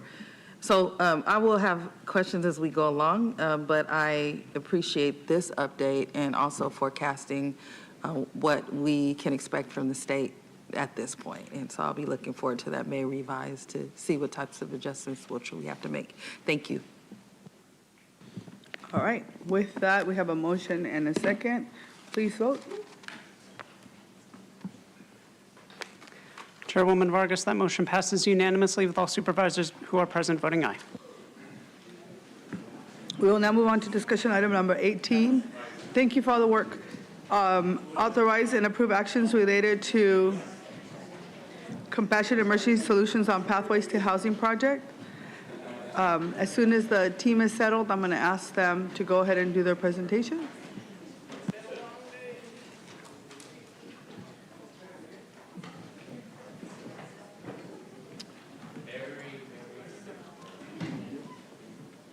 I was trying to decide between good evening or good afternoon. Which is it, do you think? Is it evening yet? Okay, so I'll go for that. Chairwoman Vargas and members of the board. The board continues to take a strong leadership role in advancing the County of San Diego framework for ending homelessness. In the 3 years since Homeless Solutions and Equitable Communities Department was launched, collaboration to address homelessness has increased dramatically. Since 2021, the county has helped stimulate the production of nearly 900 shelter beds and safe parking spaces countywide, many of which have already opened their doors to clients. This is in addition to the expansion of outreach activities, which has resulted in more than 60,000 engagements with people at risk of or experiencing homelessness. There are many other notable accomplishments in this area, such as securing more than $80 million in collaboration with regional partners for homelessness response efforts. The focus of today's presentation is to share updates on the implementation plan for several compassionate emergency solutions and pathways to housing projects. We will also present next steps for building these emergency housing options. Here with me today to present is Barbara Jimenez, Community Operations Officer for the Department of Homeless Solutions and Equitable Communities, and Marco Medved, Director of General Services. Thank you, Dr. McDonald. On October 19, 2021, the Board of Supervisors directed staff to come up with a plan to identify properties, buildings, and concepts for low-barrier emergency shelters, safe lots, and associated services in East County and countywide, preferably in the unincorporated area, and return to the board with identified locations, funding, and an implementation plan. On February 8, 2022, staff returned to the board who approved the plan to implement compassionate emergency solutions and pathways to housing. This implementation plan was guided by extensive community engagement and included input from people with lived experience. The plan outlined community desire for non-congregate shelters such as sleeping cabins, safe parking, and RV parking options. Since this plan was approved by the board in February of 2022, multiple actions have taken place to expand regional emergency housing capacity, which are listed on the next two slides. This slide shows actions related to establishing a county emergency housing options to address homelessness in the unincorporated communities. As part of this effort, we have launched Magnolia Safe Parking Site, and Bancroft Safe Parking is launching this spring. Both sites were approved by the board to proceed with construction in March of 2023. Additionally, we've identified sites for recreational vehicle safe parking and a sleeping cabin site, which will be discussed in the following slide. We also took several collaborative actions to help expand regional emergency housing capacity. We assisted city jurisdictions through various efforts to expand their emergency housing. We've supported efforts to establish a 150-bed Rosecrans shelter and a 44-bed domestic violence and human trafficking victim shelter in partnership with City of San Diego. In June 2022, we launched a $10 million capital grant program, which awarded 9 emergency housing projects in 6 cities, thus adding an estimated 432 new shelter beds and 85 safe parking spaces region-wide. In November 2023, we launched the Building Partnerships Program to support private entities with grants to purchase sleeping cabins from county-approved vendor, Pallet Shelter, and set them up on their private properties as emergency housing. Next, I'll go over 2 projects that we're seeking your approval today: Willow Senior and Family RV Parking and Hamishaw Sleeping Cabins. The Willow Senior and Family RV Safe Parking Site has been identified on county-owned location in the unincorporated Lakeside community. The 17-space design will also include office space, storage, and restrooms. Similar to Magnolia and Bancroft Safe Parking, this site will provide a safe, legal, and accessible place for seniors and families experiencing homelessness to sleep safely in their RVs and receive services to help them secure permanent and stable housing. Next steps, if approved today, would include completion of site design, site construction, and additional community engagement. Competitive solicitation will also be issued for the site operator, who will provide case management, housing navigation, flexible funding, meals, site maintenance, security, and hygiene facilities. Ongoing annual costs for operations are estimated at $860,000. In March 2023, the governor, in partnership with county leadership, announced that the county would receive 150 sleeping cabins that the state would design, permit, fund, and construct on a property identified by the county. This project initially considered 2 Caltrans sites, and county staff immediately commenced planning with the state and Caltrans. As planning efforts advanced and some of the parameters shifted, it was determined that establishing one single site is more cost-effective, and today staff are recommending Hamishaw site to move forward as more viable. Establishing a single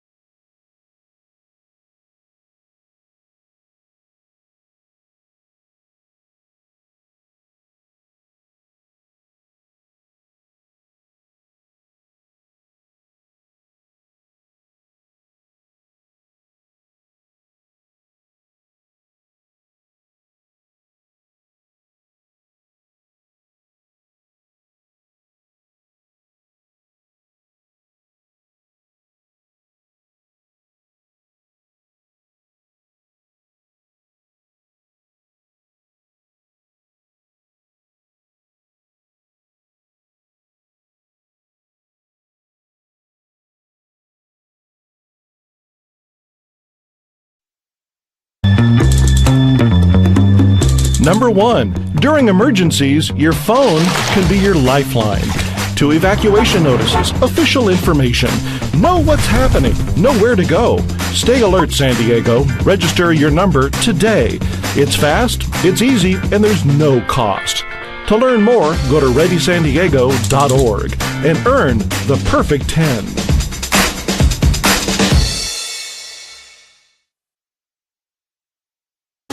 Experience something different every day. Help restore lives and be a part of a team that serves with purpose. Join the San Diego County Probation Department and become a champion for change. Apply today at joinsdprobation.net.